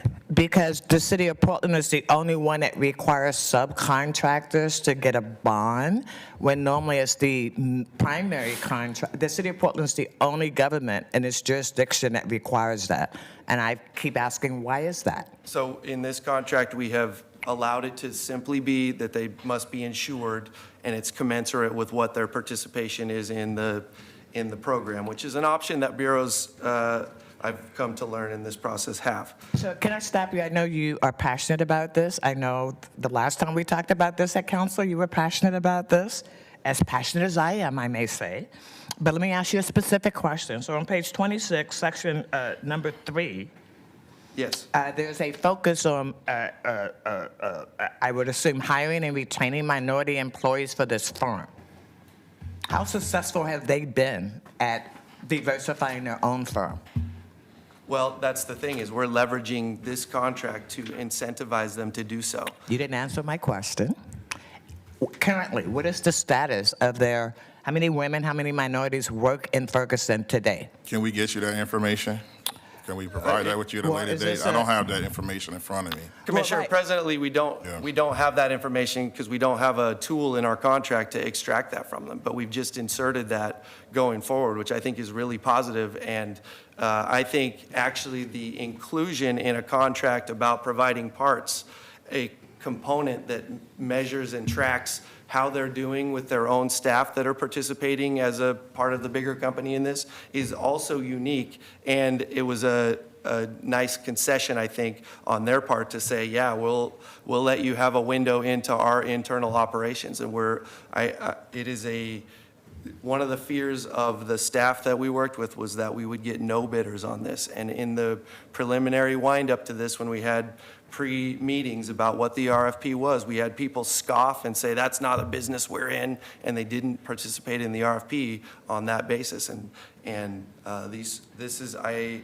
inserting this language, which is part of it is directly from Ferguson themselves into the contract, is unique for a goods and service contract period. It's clear on what the intent is. It's clear on what the parameters of the price agreement and the service we're paying for within the price agreement, which is the cultivation of minority participation. And I think it's worth a try. It may not be the way through, but it could be a model that we can use as a city for a lot of other opportunities like this, where we have a limited supply of vendors in the community who can participate in something like this, we have to build them. And Ty, could I jump in? I asked Commissioner Hardesty sorry. if I could jump in on this, and I appreciate that since you have the floor.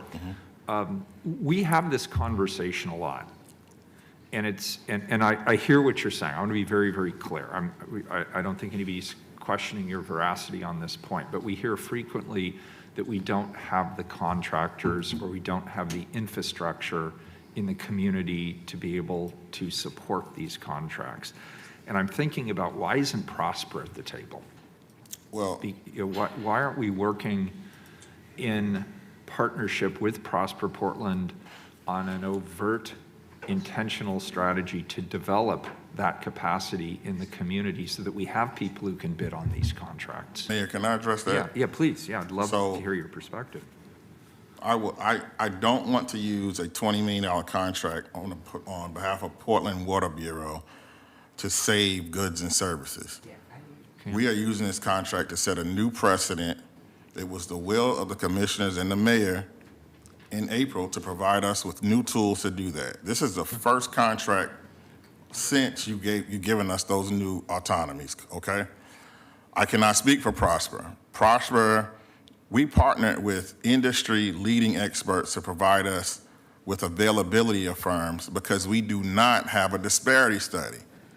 That's why we partnered with the Minority Supply Development Council, one of the most profound, since the Reagan administration, one of the most profound and powerful minority,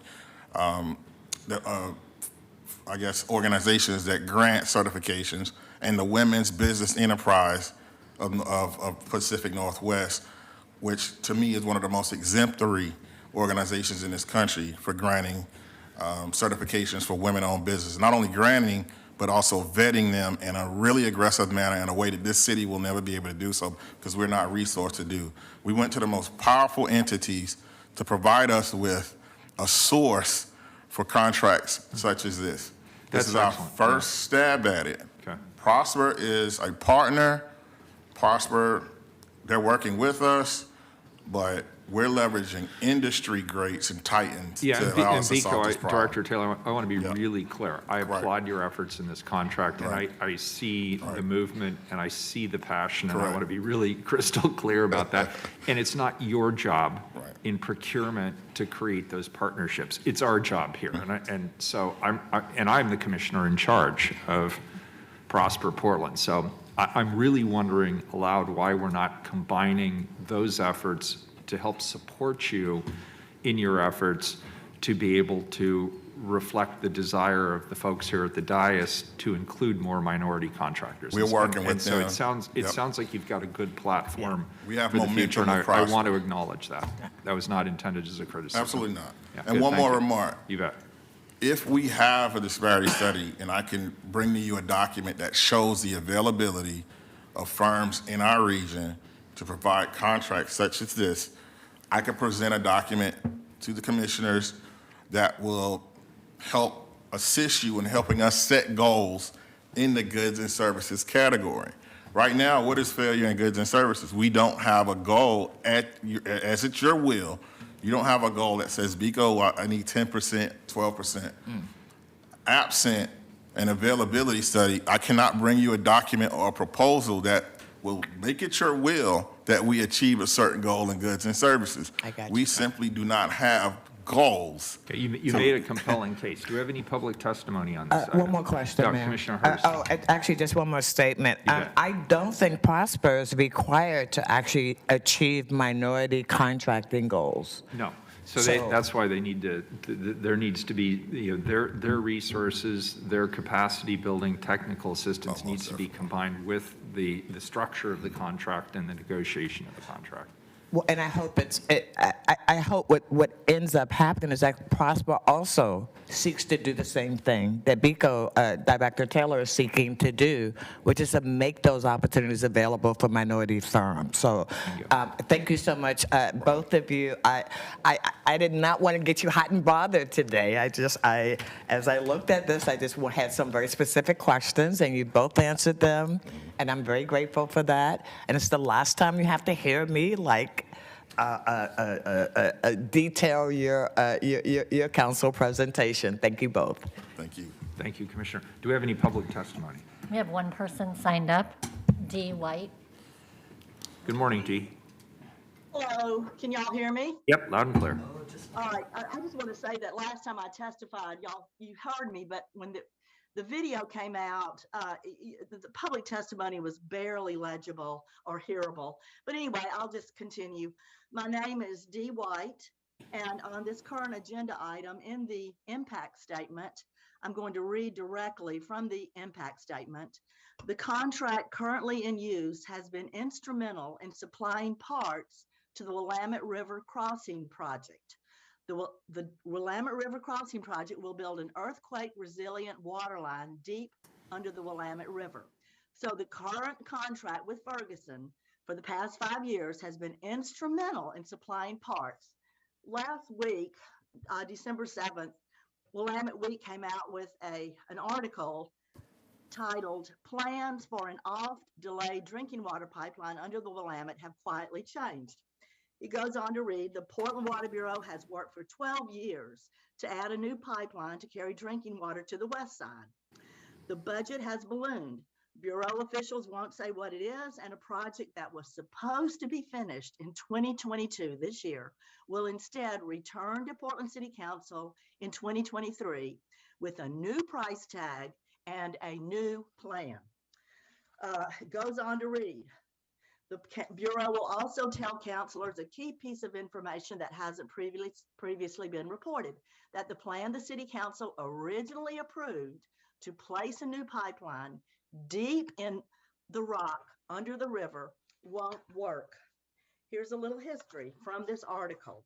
In 2015, the council agreed to suspend competitive bidding requirements and green light a project with a $57 million price tag. In 2018, the Bureau came back to the council with a new budget for the approved project, $90 million. The project, according to the Water Bureau, had been refined. Then, when the contractor for this project started test drilling in 2020, it reported to the Water Bureau that it found the rock deep under the river was impenetrable. We had established that we believed a viable technology, said the chief engineer of the Water Bureau, but what we learned was that technology would no longer work. So this new plan will totally reverse the position that the Water Bureau has held for the past 6 years. I'd like to go back to the impact statement and say the contract currently in use has been instrumental in supplying parts to this pipeline. What I want to know is, where are these parts? Is this like a complete waste of money for all these parts since the project has not even started?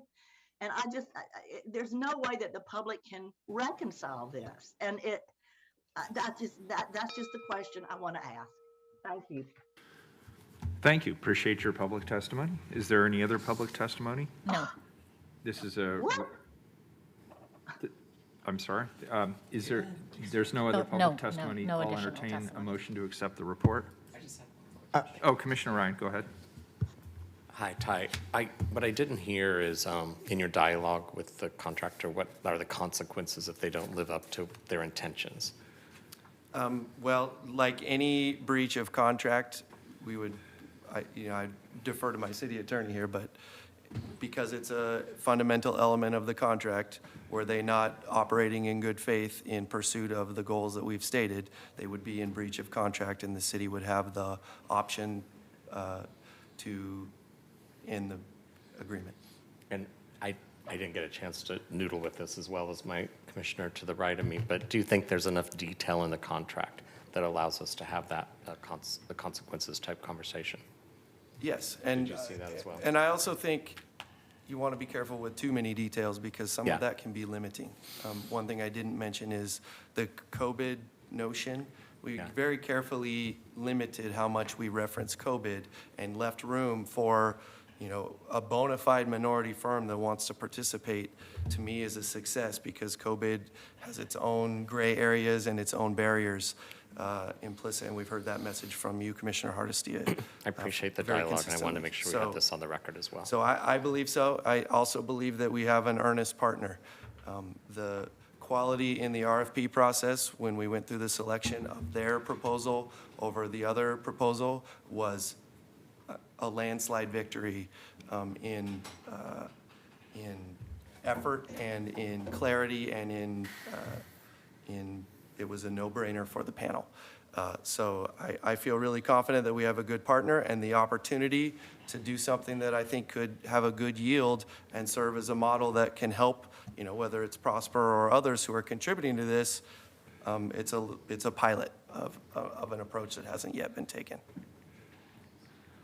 Very good. I will. Mr. Mayor, Commissioner I have a Max, couple go of ahead. questions.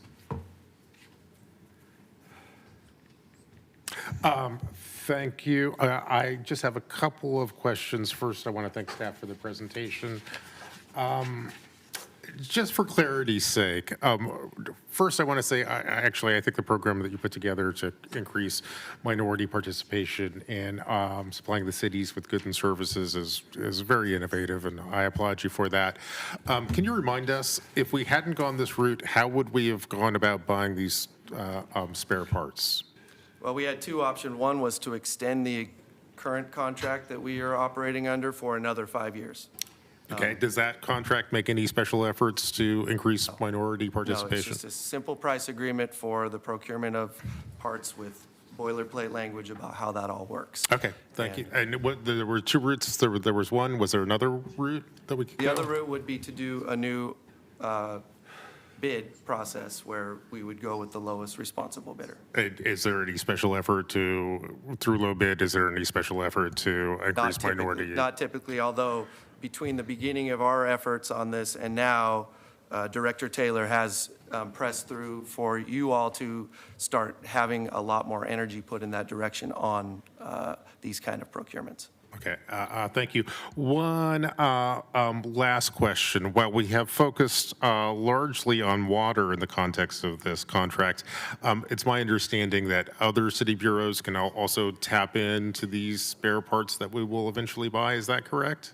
In this case, particularly, the Bureau of Transportation is being named as one of those who Okay. taps into it, which makes it easier for them to access that for the common components that we might both need and saves the work of going through the entire process and also takes advantage of our larger scale in the price agreement.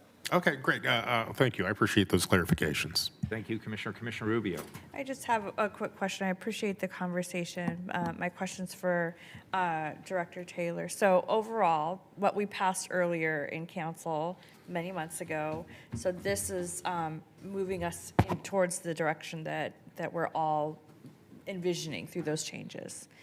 Absolutely. So with the inclusive contracting ordinances that were passed, that gave us the autonomy to partner with a bureau like water for the first time ever, right? Okay. So, you know, providing us with the opportunities to partner with those entities I spoke about earlier, we wouldn't have had that type of collaborative effort. Also, council provided us with headcount to start an inclusive contracting management team, right? Prior, that team didn't exist, right? Or if we did have an entity that was aligned with that, the entity had been long gone for years. So you look at the staffing that we were provided with, and also the ordinances that allowed us to collaborate with outside entities in a way that we've never had in the city, that provided us with the framework to empower sourcing professionals and leaders like Ty to think outside of the box, right? So again, this is our first opportunity to leverage those ordinances in a contract of this size, and a contract where we had this aggregate spend power. Make no mistakes, we're still buying things in the city, but not necessarily in an aggregate way. And this contract is the first, right? Outside of some things that may not be in purview, like vehicles, EVs, et cetera.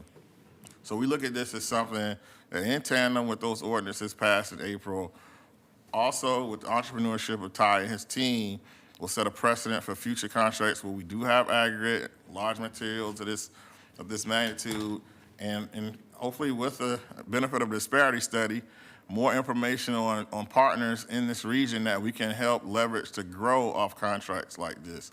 And so I want to address your question too, Commissioner Ryan. as we evolve, we're going to have opportunities to compete these types of contracts in different ways. If entities like Ferguson don't live up to the standards, the Water Bureau has methods to assess their performance along the lines of this contract. We can take into consideration past performance in determining and assessing the future candidacy or efficacy of firms like Ferguson in the future to award future contracts. So albeit it's not a hardcore contract rule, we have the autonomy in a best sourcing environment to determine what's best for the city of Portland. And if Ferguson doesn't show up as a strategic partner, as Ty sees fit in his team, we have an opportunity to take those things into consideration later as well. So that, while be it not contractual in nature, certainly from an assessment criteria as we evolve in goods and services, we have autonomy to determine who's a real, true strategic partner through their performance. So the tools are working in the way that they were designed to work. Absolutely. Great. Thank you so much. Very good. I'll entertain a motion to accept the report. So moved. Commissioner Hardesty moves. I'll second. Any further discussion? Seeing none, please call the roll. Maps. I'd like to thank Director Taylor and Ty for their presentation today and their participation in a vigorous and I think constructive conversation, and for their work on what I think is a really innovative program that's designed to increase minority participation in the city's efforts to just stock ourselves with goods and services. Colleagues, I want to say I'm really proud of the work that our colleagues have done. As you will remember from previous work sessions, the city historically has had no strategy for increasing minority participations for bidding on our goods and services contracts. And you remember, this is a huge slice of our budget. This is literally where the low-hanging fruit is. As I recall that session, we kind of turned to staff and said, give us a strategy for actually doing better here. And today we have that strategy for doing better here. I'm excited that water can be at the forefront of making this happen, and I want to thank Ty and his team and Director Taylor and his team for actually taking this important and innovative step forward towards equity, which is why I vote aye. Rubio. I want to thank Director Taylor and Ty for being here and having this conversation with us. It's been very a learning experience for me. And I just want to say, you know, we're in a new landscape, and we're not going to get different results unless we try new things. And so I really appreciate the innovation and the willingness to try it. We're going to learn from it, and we'll get better. And so I'm very interested in this, and look forward to hearing the next reports. I vote aye. Ryan. Well, I had different comments before this amazing dialogue, so I want to first acknowledge that both you, Director Taylor and Ty, it was refreshing to see the Bureau and procurement be aligned, and I could tell you've had quite a few conversations and meetings about this point. So I realize you were synthesizing it for all of us here on the dais. That said, it was very transparent, and I appreciated your follow-up answer to the consequences question. I really feel much better about my vote now, and I vote aye. Hardesty. Director Taylor, you are a breath of fresh air at the City of Portland. From the day we hired you, I knew that we had hired the right person to fundamentally change how procurement operated in the City of Portland. I want you to know that when I go to community meetings and talk about contracting, everybody knows Director Taylor. And so you are doing the job we hired you to do. You are visible in the community. The community knows your value system, and the community knows that we're fundamentally have a desire to change how we contract at the City of Portland and who benefits from these multi-million-dollar contracts. I want to salute you. You won't have to be grilled by me after today. But if you think I'm going away, then you don't know me as well as you think. Because I may be back on that side of the table discussing contracting if I think you're slacking. And I know there's nothing in your bones that would allow you to slack. You are committed to this effort. Commissioner Maps and Mayor, I hope you will keep a strong eye on this contract, investing $20 million on a promise, even if it is written, means that leadership will require you to make sure that this company and others live up to their promise. I'm happy to vote aye. Wheeler. I echo the comments of my colleagues. I want to thank you, Director Taylor, and I want to thank you, Ty, for your leadership. We're asking you to play catch-up. We are a city that has stated values. Those values have not always been demonstrated through the outcomes we've achieved. And as we have pledged as a council that as we come out of the pandemic and we see economic recovery, and to the degree that the city participates directly with taxpayer funding for projects, for services, for goods, we have to make good on that promise. So we're putting a lot of weight on your shoulders to course correct for decades of neglect. And I want to acknowledge that. So we push you and we ask lots and lots of questions. We know you didn't cause this. We know you're here to help. You're the ones who are trying to course correct on all of our behalf. I think you're doing an outstanding job. And I want to applaud you and thank you. I vote aye. The report is accepted. Thank you both for your time this morning. Thank you very much. Thank you. Colleagues, we will now move to item 1059. This is a second reading. Add regulation of third-party food platforms code related to permanent limitations on the fees third-party food platforms may charge and the terms they may impose upon restaurants and delivery persons. Colleagues, this is a second reading of a non-emergency ordinance to add regulations to third-party food platforms operating in Portland. We're pursuing this item to support restaurants and food carts and establish safeguards in how they may access affordable delivery and takeout services from third-party platforms. Unless any of you have any other general comments or questions, first I'd like to introduce an amendment for this item. As you recall from last week, we heard some testimony from a catering company about their inclusion in this policy to cap delivery and takeout commissions. To address that legitimate concern, I'm motioning to amend Exhibit A as shown in the exhibit attached in the Tuesday memo. In addition to this fix for catering business models, we also received separate feedback about including the city's existing hearings office to provide an additional venue for enforcement appeals. Both of these improvements can be found in this amendment, and our colleagues from the Bureau of Revenue have joined us to explain each of these in greater detail or answer any of your questions. Would you like a second? I would. Second. Very good. The motion is on the table. Colleagues, if we have questions, we have people who can answer them about the amendment. Mr. Mayor, I do have a question. Very good. And so we have somebody from the Revenue Bureau joining us. I think maybe the city attorney can answer this. It's just a process question. Wake up. Karen. Is the amendment an emergency order, or does it? No, so it'll go to, if the council chooses to support the amendment, it'll go to a third reading on January 4th. Yes, that's correct. Okay, thanks. That was my question. Very good. Thank you, Commissioner Mapps. Any clarifying questions anybody has about this particular policy? Very good. I would like to call the roll on, public testimony on the amendment. Do we have public testimony? We do. We have one person signed up. Very good. Tim Taylor, Kim, welcome. online. Hi, can you hear me? Yes. Yeah. Tim, hi, Tim. Good morning. Hi, good morning. Good morning, Mayor Wheeler and council members. Thank you for your time. I was there last week and I really appreciate you hearing me out. Just wanted to thank Andrew Fitzpatrick, the Director of Economic Development at the Office of the Mayor.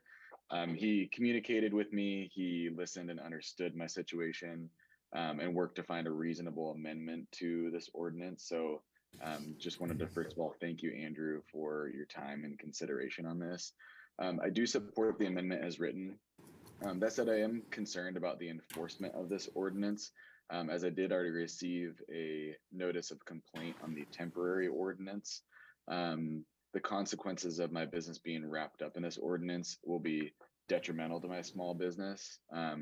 And I'd like to make note that council did not intend for a local catering business like mine to be included in this ordinance. That's all I really want to say, and just make public testimony. But I appreciate the time, and again, Andrew Fitzpatrick for the time and his effort in this matter. Tim, thank you for your testimony both today, your acknowledgement, as well as your testimony last week that helped shape this ordinance. We really appreciate it. Thank you. All right, any further questions or comments on the amendment? Please call the roll on the amendment. Is that for this one?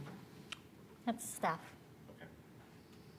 Tyler, did you have something you wanted to contribute? Thank you, Mayor.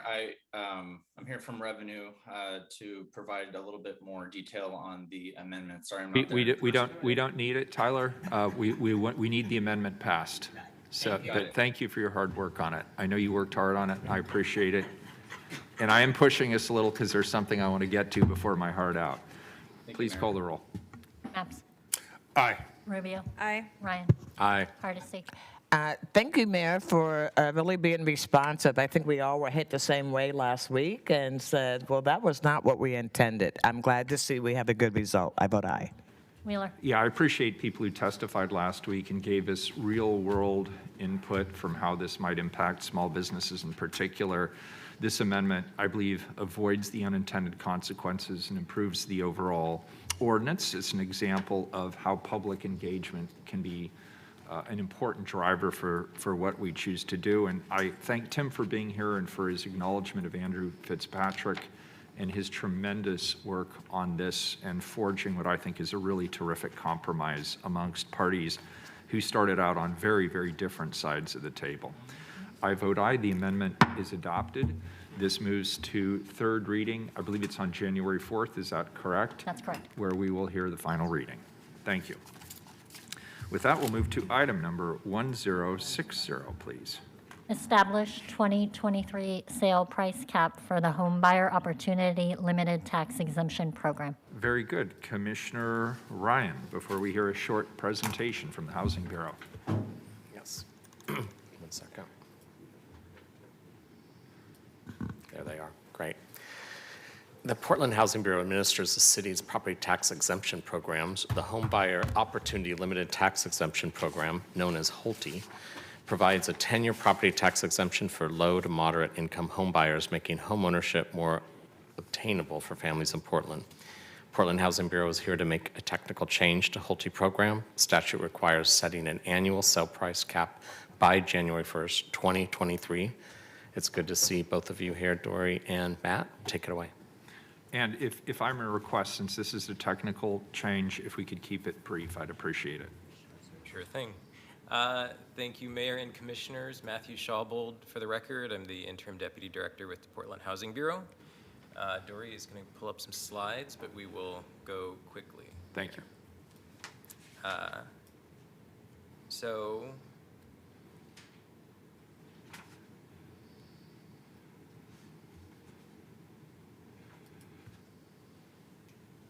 Okay, next slide, please. So as Commissioner Ryan mentioned, we are here to set the annual price cap for the HOLTE program, which is a 10-year property tax exemption for home buyers who are purchasing homes below the price cap set by the city. It's a joint property tax exemption between the city and the county. The city's goals that have been set in the past are affordable homeownership for families at 80% of the median income and below, and for some household sizes at 100% of the median income family and below, and of course closing the minority home ownership gap. Next slide. So the HOLTE, as I mentioned, provides a 10-year property tax exemption on newly constructed homes for home buyers that income qualify. Under the agreement with the county, we are limited to 100 applications per year, but nonprofit organizations are exempt from that cap. So it applies to for-profit builders that we're trying to incentivize into the program. The state statute requires us to set the annual cap by January 1st. Statute allows us to go up to 120% of the median income. This year's sales price cap is $430,000. We've seen rapid increases in home prices in the last couple of years, although we are starting to see that abate and potentially decline slightly. Next slide. Just really quickly to look at program outcomes for the last full fiscal year. The average buyer income of HOLTE homes was around $64,000, or 80% of the median income. The average sales price was around $350,000. And it's primarily being used now for condos and attached housing, as detached single-family home prices are getting more and more expensive and are often outside of the limits of the program. There were 42 qualified sales, which is decline over the previous year, but it's likely to be expected due to the increase in home sales prices as well as the changes in interest rates.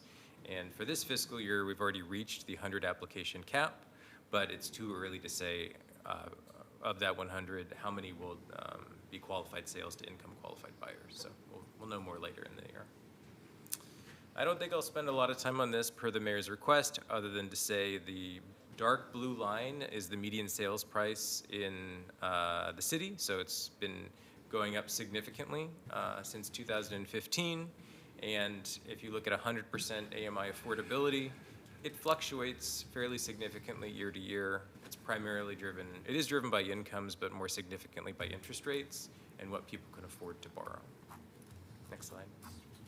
We can move through this one. So, in general, I'll just mention in terms of where things are with affordability. Interest rates are quite high compared to recent history. It is reducing purchasing power for households that are at 100% and 80% of the median income. And so there is, at the moment, a pretty stark divide between median sales prices and what people can afford, what households can afford. And so we, as we thought about this year's cap, we pursued several options and went through some public feedback process, and Dory's going to walk you through that real quick, and then what our recommendation is for this coming year. Good morning, Dory Van Bockel, or Hellier, manager with the Development Incentives Program at the Bureau. So the three different options that we considered were based on the data, some of which we'd had a chance to go through with you right now. We looked at what would be affordable to, at the highest interest rates right now at 7% with an average down payment of up to 20%, which is not, as we know, what all first-time homebuyers are even able to do. And that still led us to, a price range of somewhere in the $298,000 to $440,000 range. And, obviously that would make it more available to lower income buyers, but would make it probably less available to developers that are facing increasing costs, et cetera, to be able to provide those units. We then looked at a price cap level of $455,000, which is the amount of what the median sale price is for actually attached homes currently, or other condos, which is what we're seeing built mostly through the program. And then we looked at what the maximum sale price cap would be allowed under the statutory limits, which would be 100% of the current median sale price of $510 up to the 120% of $612,600. So we used, address the priorities of the program to help us determine what value to go with. Obviously, we want to provide opportunities for first-time home buyers. It's a very competitive market, and we want to help increase the number of homeowners, particularly within the minority homeownership gap that Matt mentioned. We want to make sure that the most homes as possible within that limited 100 cap a year that we have do actually go to home buyers and don't have to end up getting terminated. And we still want to be able to partner with the market rate developers and home builders that are providing these units and participating in the program. And we also want to continue to serve the nonprofit agencies who also utilize the program with 60% to 80% units. We held a stakeholder meeting on November 9th, both virtually and in person, to speak with home builders and discuss the different options and get their feedback. It was varied, but across the board, many felt that it would be difficult to keep the sale price at what it is now for the 2022 of $430,000. And some of them certainly felt we should go to that maximum value, push up to the $612,000 limit to provide the highest flexibility in this kind of volatile market. And then there were others in the room who definitely were more mindful of where the Bureau was coming from at that median sale price for the units that we're actually seeing getting built that would still be more attainable to the 100% MFI, AMI buyers. So with that said, the recommendation that the Bureau is bringing forward is to increase the sale price cap from $430,000 to the $455,000 for the 2023 year or calendar year. And that's 89% of the current median sale price and within the range of affordability for 100% AMI home builders, depending on that interest rate a little bit still. But so this would go into effect as of January 1st, and then we will be again reevaluating this before setting a new price cap in the year after. Perfect, thank you. Public testimony on this resolution? Yes, sorry. We have Preston Korst signed up online. Let me see if they're, yeah. Welcome. Hello, am I being heard? Yep, loud and clear. Great, thank you so much. Thank you, Mayor Wheeler and City Commissioners. I'll try to go quickly. I just want to start off by appreciating Commissioner Ryan's staff in his office, PHB's leadership and staff in their offering an opportunity for builders to provide feedback on the increase of this program. Here today to basically extend our industry support. I should have started by saying Preston Korst, Director of Government Affairs at the Home Building Association of Greater Portland. So our industry does support this recommendation, and we urge council to approve this. Just generally speaking, we believe that this the price cap increase will ensure that the program remains adapted to market changes, while also meeting the needs of the community and offering much needed incentives for builders to increase housing supply in Portland. Additionally, we believe that the program is pretty well suited to the newly allowed middle housing types that are starting to be basically popping up in and around Portland. So we believe that this program is especially important going forward. Overall, we also feel that programs like this should be and will be essential going forward in easing the housing crisis, and we encourage the city and the county to leverage it going forward. Thank you. Thanks, Preston. Appreciate your testimony. Does that complete public testimony? It does. Any further questions, colleagues? This is a resolution. Please call the roll. Maps? I want to thank Commissioner Ryan and staff for this presentation. I have some questions about how we go about setting this cap, but in the interest of time, I'm going to set aside those questions, but sometime in coming weeks and months, I might see if we can just sit down and have a discussion about how this program works and what the sort of underlying math looks like. At the same time, this is an important affordability program. I'm really excited to see it continue and move forward, which is why I vote aye. Rubio? Thank you, Commissioner Ryan, for bringing this forward, and to the Housing Bureau team for your work on this. I appreciate all the effort that went into this, and we all know that housing stability and wealth generation can offer family, untold stability for future generations. That's super important. I'm happy to see that the Bureau did not set the cap at 120%, instead chose a good balance there. That said, our housing prices continue to climb, and that number still is, I want to acknowledge, it's still way out of reach for a lot of families and individuals. However, these changes, together with the information forthcoming from the housing needs analysis study that's happening, I think together will be really useful data as we make some strategic decisions about how to tackle this crisis and ensure that first-time home buyers are able to affordably purchase their home. So thank you for this work, and I vote aye. Ryan? First of all, thank you for your work, both you, Dory and Matt. This is my second go-around with this. It's a much improved process over last year. You really did engage the stakeholders, and like a lot of good government, I don't think anyone got exactly what they wanted, and we found that edge in the sweet spot where we could pass something that makes sense and that's relevant. The attached homes, middle housing focus. Anyway, there's so many factors. Commissioner Maps, we'd be delighted to share with you what we've learned about this. It's a lot of number crunching, a lot of monitoring factors that keep moving, just as home prices are going down and interest rates rising. So Matt, I really appreciated how methodically you've been about tracking that each month of late. I'm delighted to vote aye. Hardesty.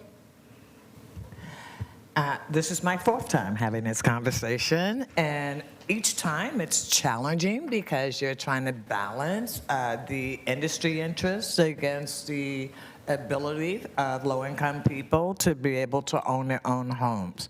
I think you found a good balance, and I'm happy to vote aye. Wheeler.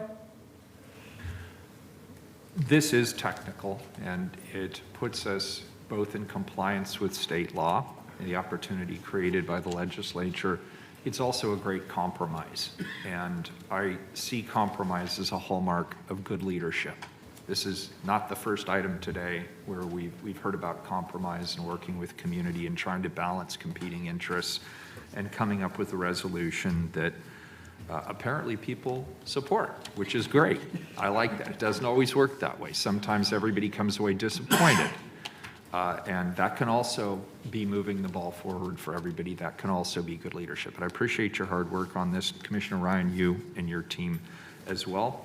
I also want to keep perspective. We, through this ordinance, will help, how many households were capped at? Did you say 100? 100 annual applications, Mayor. Very good, 100. And our current affordable housing gap is 24,000 units. So again, we have to keep, this is really important work and we should take advantage of it, but we have to keep our eye on the ball. And I'm proud of the fact that this council voted in a resolution to work with our partners at the state and in the private sector, the stakeholders, some of whom you met with, to really improve the supply of low-income housing in our community, which is really critically important. But this is good work, and I appreciate it. I vote aye. The resolution is adopted. Colleagues, we'll have to take a brief break in a minute, but let's get the second readings done first. We have a couple of them. Item 1061, that is the second reading of a non-emergency ordinance. Any further discussion? Oh, Please. may I read the title? Yeah, of course. Approve application under the multiple unit limited tax exemption program under the inclusionary housing program for 23rd and Marshall Apartments located at 1137 Northwest 23rd Avenue. Any further discussion on this particular item? Seeing none, please call the roll. Maps. Aye. Rubio. Aye. Ryan. Well, I have to say a couple things. First of all, thank you, Andrew. Are we on the right, am I in the right one? No. Oh, I'm on the wrong one. Aye. Hardesty. Aye. Wheeler. Aye. The ordinance is adopted. Item number 1063. This is also a second reading of a non-emergency ordinance. Any further Mayor, discussion? Commissioner Hardesty. I don't know if people's questions were answered last time. I will acknowledge that I was a bit discombobulated because I was just back from my vacation. Just want to make sure I did have some additional talking points, but Commissioner Maps and Commissioner Ryan, you both had questions. Just want to make sure those questions were answered. Commissioner, I want to thank Andrew and Commissioner Hardesty. Yes, my office is in dialogue with your office and staff about what's happening here. Although I do have a question to clarify today. Are there some amendments that we're going to hear today? Andrew, did you have Let me amendments bring you wanted Andrew to up. I was wondering why you look so good today. Check him out. Y'all all suited up and everything. Welcome. Good morning, Andrew Abbey, Local Improvement District Administrator. I didn't want to come forward unless I was called, but we do have a final amendment that we'd like to request be moved. And maybe I can just explain why we have that amendment. I reached out at council's suggestion last week to the lone residential property owner that would remain in the LID. I sent him a letter last Friday, and we had a good conversation on Monday. And he is actually going to be selling his home. And he and I brainstormed together, and we thought there was an opportunity to provide just a little bit more clarity on how the LID will work for the incoming property owner. It doesn't change any of the financials of the project. There's nothing substantive in there. It just provides a little bit of additional clarity, and I was happy to accommodate his request for that. And really quick, before I ask council to move this amendment, I did want to give my heartfelt thank you to Commissioner Hardesty. If you approve this ordinance today, this will be the 6th Street LID approved during your tenure here. And I might add that 3 of those including this one, would be east of 82nd Avenue. And I also want to just finally point out to the council that the 5 LIDs previously approved under Commissioner Hardesty's tenure, we had no remonstrances against LID formation. So I do want council to understand there's sort of a risk and reward element of LIDs, and we do try to move those forward so we can build needed infrastructure, particularly in East Portland. So without further ado, I just wanted to request that a motion be made to adopt the final amendment and to also add an emergency clause. And if I may, let me read that emergency clause to council. The council declares that an emergency exists to provide assurance of performance under Code Section 17.24.055 for frontage improvements to enable construction of Berrydale Park as soon as possible. Therefore, this ordinance shall be in full force in effect from and after its passage by the council. Happy to answer any final questions you might have. So on this Andrew, LID. before Thank we you. get to that, did we read 1063? Can you read 1063? Yeah. Thank you. Create a local improvement district to construct street, sidewalk, and stormwater improvements in the Southeast 89th Avenue and Taylor Street Local Improvement District. Does anyone want to move Andrew's amendment? So moved. I'll second. Any further discussion on the amendment? Is there any public testimony on the amendment? Let me check. No, no testimony. Please call the roll. Maps. I want to thank Commissioner Hardesty's office and Andrew for their work on this important project. It's always great to see new infrastructure go into place, especially east of 82nd. For these reasons and more, I vote aye. Rubio. I want to thank Commissioner Hardesty and her team. This is very important work to the community around 82nd, and it's, I'm happy to support it. I vote aye. Ryan. Yeah, I want to specifically thank you, Andrew. You've met with people on my team and addressed the concerns I put out, and I really enjoyed the engagement hearing from my staff. So I vote aye. Thanks. Hardesty. This is 62. 62? Yeah. 63. 63. Did we skip 62? So I'm a little confused. Are we voting on 6-2 or 6-3? This is the amendment vote. For 6-3? There's no amendment Yes, for for 6-3. 1063. This is just the amendment for 1062, the formation ordinance. No. No. Okay, I no, think- Not 1062, 1063. I'm sorry? Which one are we Okay, on? what are we voting on? This is the amendment for 1063. 6-3. 63. Okay. That's what I thought. Yes. And so we skipped 1062. Yes, and the reason we skipped 1062, Because this I was should have the been second. clear. I was Keelan, I just want doing to the correct second myself. My readings. number was off. There's no amendment for the deferral of 1064, so I apologize for that confusion on my part. Okay, now I'm confused. So we're on 1063. It's a second reading, but it's being amended per the Bureau's request. That is now on the table. We're voting on the amendment to 1063. Thank you very much. Okay, very good. That's where I thought we were. Okay, Where you thought you were? I didn't think That's what- okay, but that's where we are. Anybody want to change their vote so far on the amendment to 1063? No, I'm good. Good. All right, so then this moves to a next reading because. I should probably vote Oh, I'm sorry. aye. And then you should probably vote. And Very then, good. and then it does include an emergency clause. So the amendment includes an amendment to the ordinance and an emergency clause. So we're voting on the amendment, and then we'll take a final vote also. Got it. Okay, thank you. Wheeler, on Aye. the amendment, okay. Now to the main motion as amended, item number 1063. Any further discussion? Seeing none, please call the roll. Matt. Aye. Rubio. I just want to thank Commissioner Hardesty, Andrew, and Peabot for their collaborative work with parks and the extensive engagement with the community. This project will allow us to move forward with parks updates to Berrydale Park. While I do support this the amended version, I do wish we could have found additional funds to help defray Yes. or eliminate the cost to homeowners so that we could have moved forward with the entire project and provide the infrastructure improvements that the community needed. Because I think that everyone who enjoys the parks and lives near, in the neighborhood deserves sidewalks and safe streets, whether you're a kiddo or a senior or in a chair. But anyway, that said, I'm glad we went through the process and had the necessary conversations and that we're seeing parts of this project move forward. I vote aye. Ryan? Yeah, again, I want to acknowledge that we've had a lot of back and forth on this. I think that you said it best earlier about the payoffs and the risk and the reward. I do think it's an opportunity for us to have a bigger picture dialogue about what are the standards as we want to allow people to age in place that are on fixed income, and what does that clause look like? And maybe also, I think what was fascinating to me is people just barely outside of it were supportive of it. And I know there's a strict boundary on who is on the hook for this. And like a lot of things in government, when there's a quick cliff, there usually needs to be a better slope. So is there a way to have an opportunity to have people that are near it pay something? So I'm just putting this out on the dais because I think that a lot of our dialogue was about looking at the bigger picture as we continue to go forward, because we will need these. I appreciate the fact that you were listening to those concerns.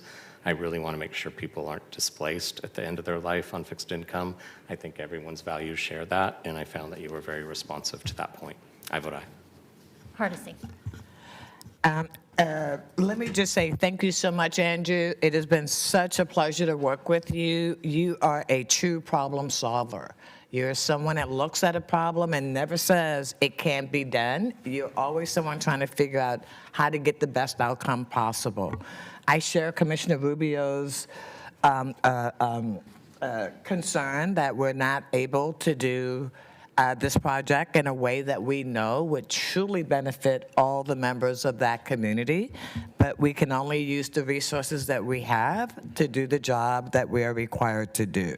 And I just want to thank you so much for your due diligence. It's been such a pleasure to work with you over the last 4 years. I'm very happy to vote aye. Wheeler? Great work. Andrew, thanks as always. I vote aye. The ordinance is adopted as amended. I just want to apologize for messing up the amendments. I don't no. make No, it's mistakes fine. often, but when I do, I really make them. So thank you for putting up with me. If that's what passes as a big mistake, you're free to make them anytime you want. And Mr. Mayor, before Andrew goes, Commissioner Maps. so where we're 1064 goes So we're away going now. to do 1064 in a minute. 1064 is not amended, so you just call a vote on that. Okay. Not without any amendments. We'll Thank you. do that, then we're going to take a break, then we're going to come back and do 1062. We have a 4/5 amendment, then there's something else I want to get to before we go away. So next up, 1064, second reading of a non-emergency ordinance. Authorize a 5-year deferral of single-family residential assessments in the Southeast 89th Avenue and Taylor Street Local Improvement District. Second reading, any further discussion? Seeing none, please call the roll. Maps? Aye. Rubio? Aye. Ryan? Aye. Hardesty? Aye. Wheeler? Aye, ordinance is adopted. We'll take a 5-minute break. We will reconvene at 11:58 a.m.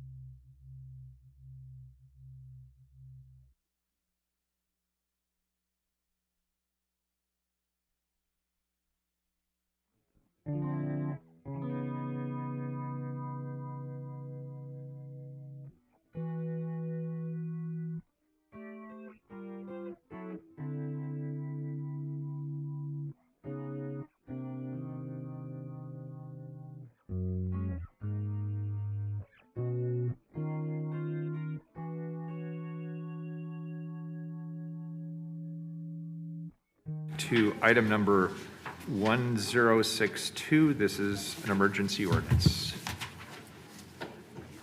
Approve findings to authorize exemption to the competitive bidding requirements and approve use of the alternative contracting method of a construction manager general contractor for the 82nd Avenue Major Maintenance Project. Commissioner Hardesty. Thank you, Mayor. I am excited to bring this ordinance to the council before the new year and jumpstart this vitally important project, bringing major maintenance projects to the city-owned, nowadays, 82nd Avenue. This ordinance will allow PBOT to bring a construction manager slash general contractor on board quickly and start designing and implementing these maintenance and safety projects sooner rather than later. And as the short staff presentation will show us, timing is a critical piece and challenge for this phase of the project on 82nd Avenue due to the funding coming through the state legislature from the Federal American Rescue Plan Act funds. Capital Project Manager Brianna Orr will quickly walk us through the timeline and rationale for the CM/GM contracting method, and then we'll take the vote as timing is critical. Brianna, take it away. Thank you, Commissioner Hardesty, and thank you all for having me. I'm also joined by Director Biko Taylor from Procurement, who can speak to anything that I can't about procurement, which is a lot. So happy to be here to talk to you about 82nd Avenue, major maintenance project. Let's see if I can advance my slide here. There we go. So you've heard from our 82nd Avenue team a lot in the past year. We've been to council to, and you've accepted the jurisdictional transfer as well as $80 million in ARPA funding, which is funding this project. And council also authorized a contract for our design contract, which is the design contract for this project. And then in the past few months, you've also heard multiple presentations about simultaneous construction projects that are happening separate from the project I'm here to talk to you about today. So the project I'm here to talk to you about today is really our bread and butter sort of transportation construction. So we have paving, curb ramps, signals, and we're looking for opportunities to plant trees along 82nd Avenue as well. A few more details about the scope. We have 2 miles of repaving, over 200 curb ramps, and we're doing sidewalk spot widening.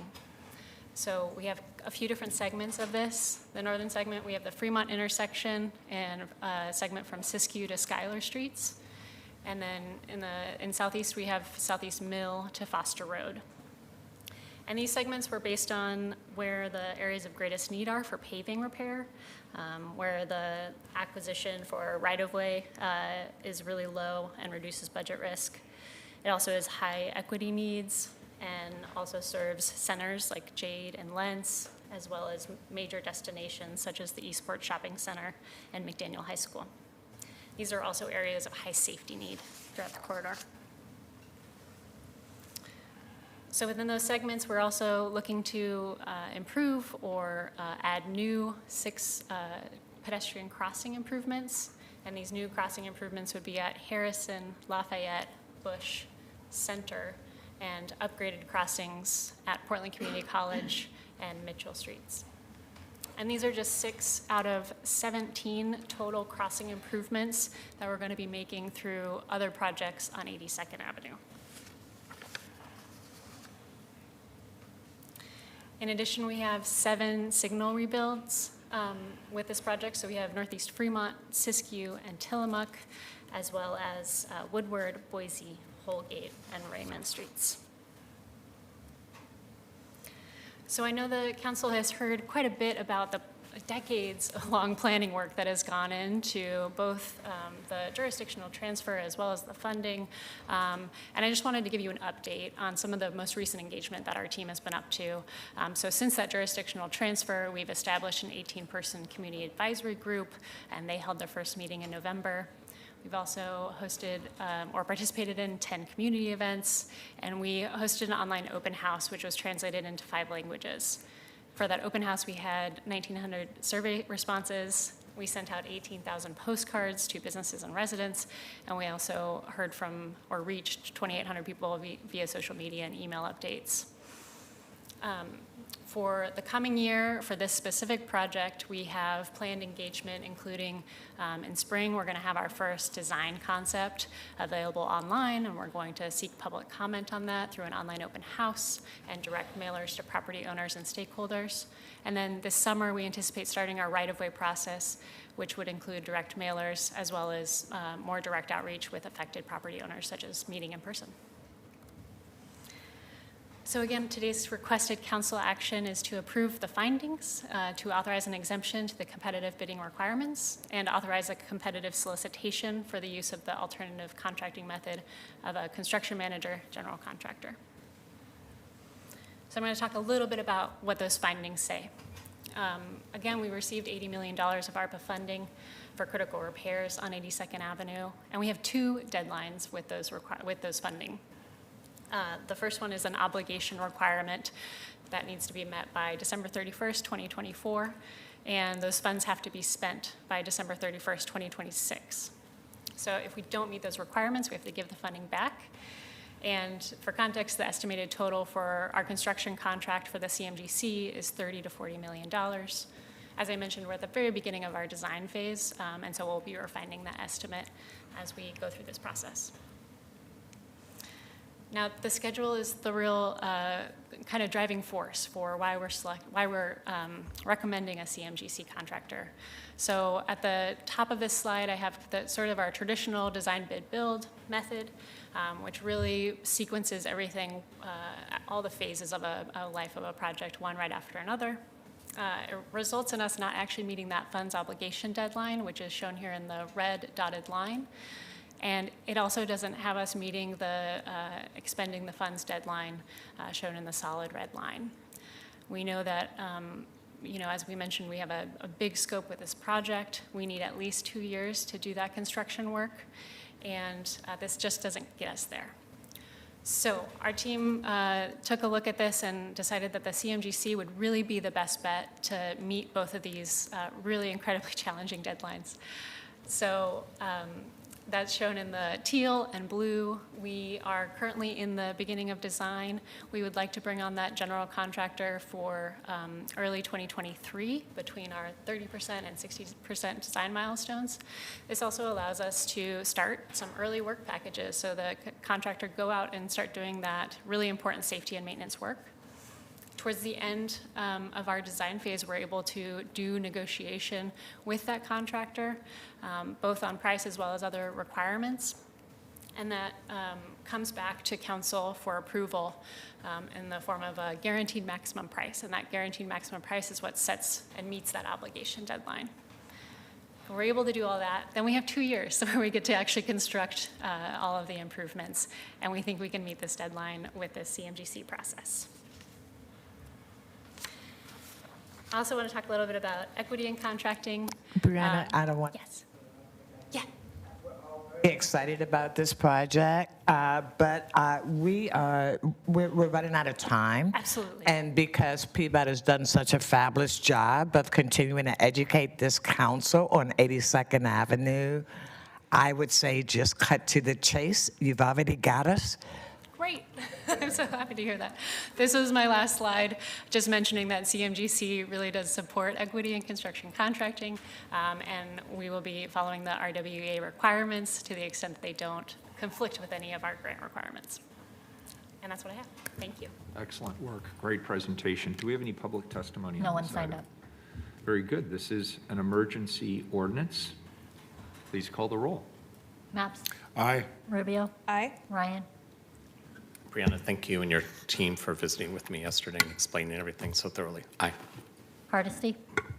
Brianna, thank you so much. PBOT, always a pleasure to see these major projects moving forward.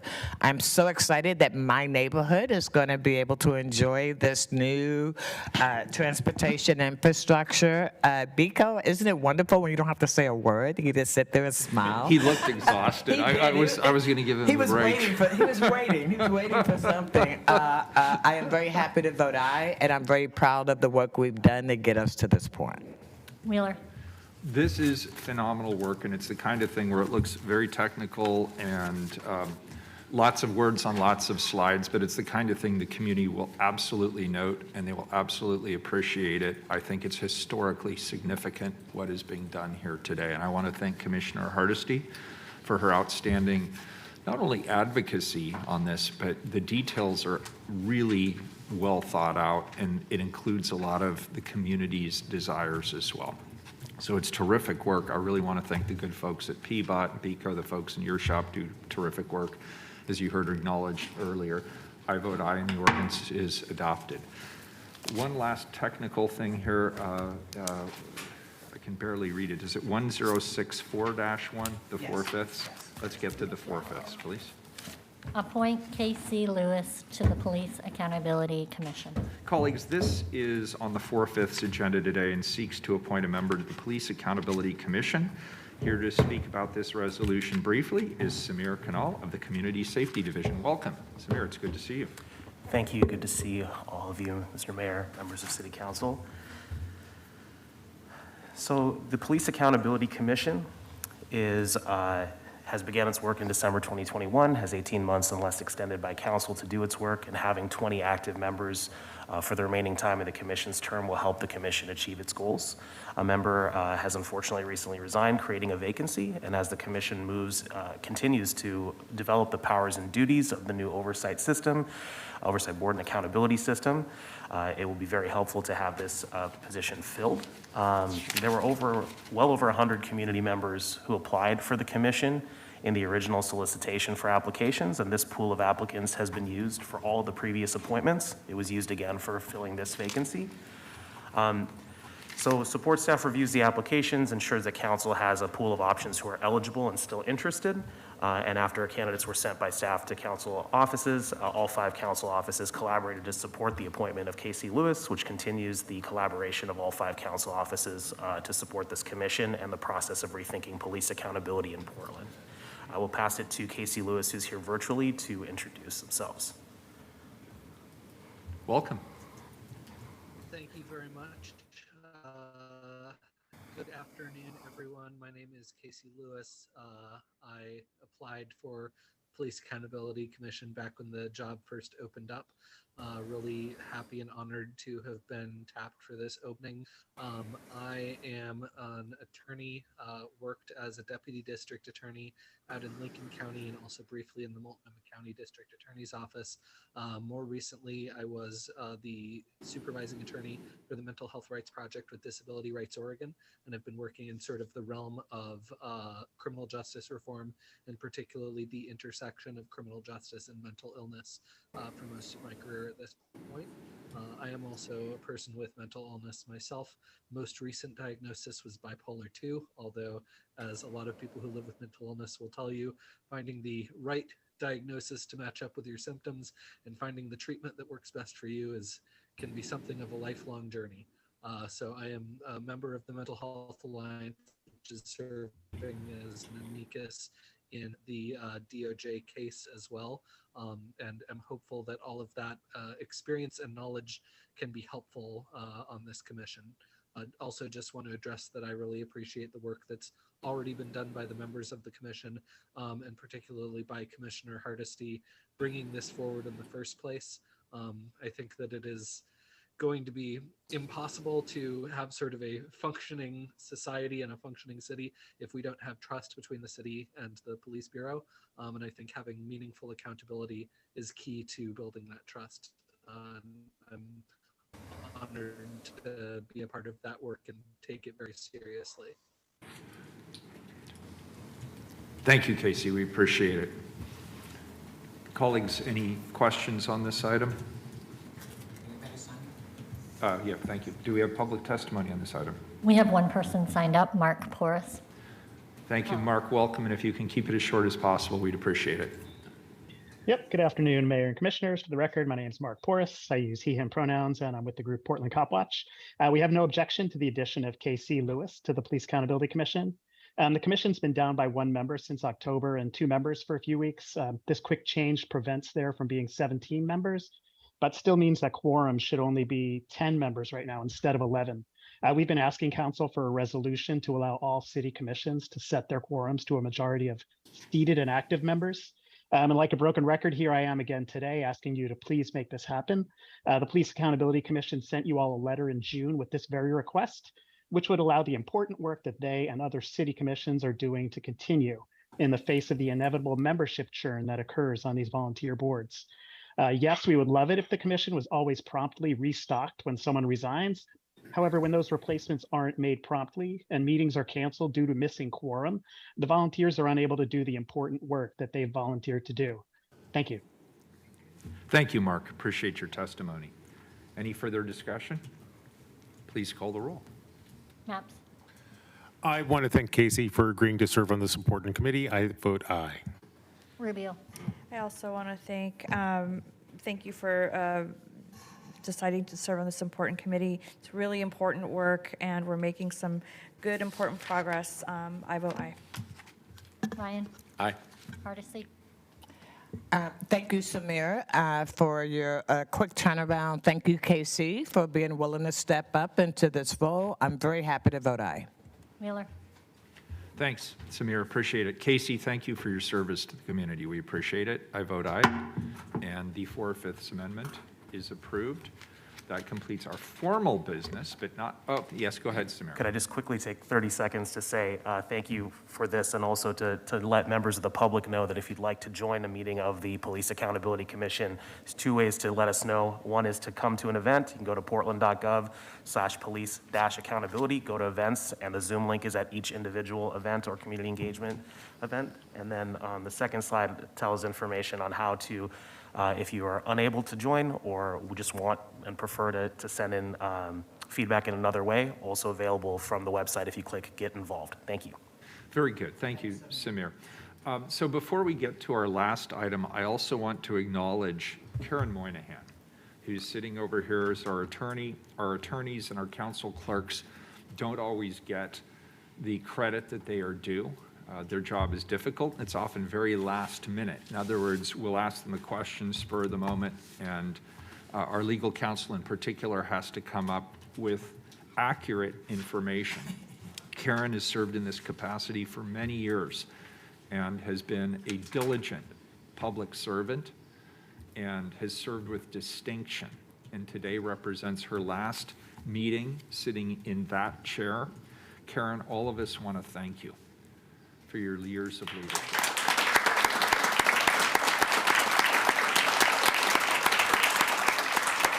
Thank you. It's been my honor to be sitting in this chair for many years, and I just have the deepest respect for all of you. Thank you.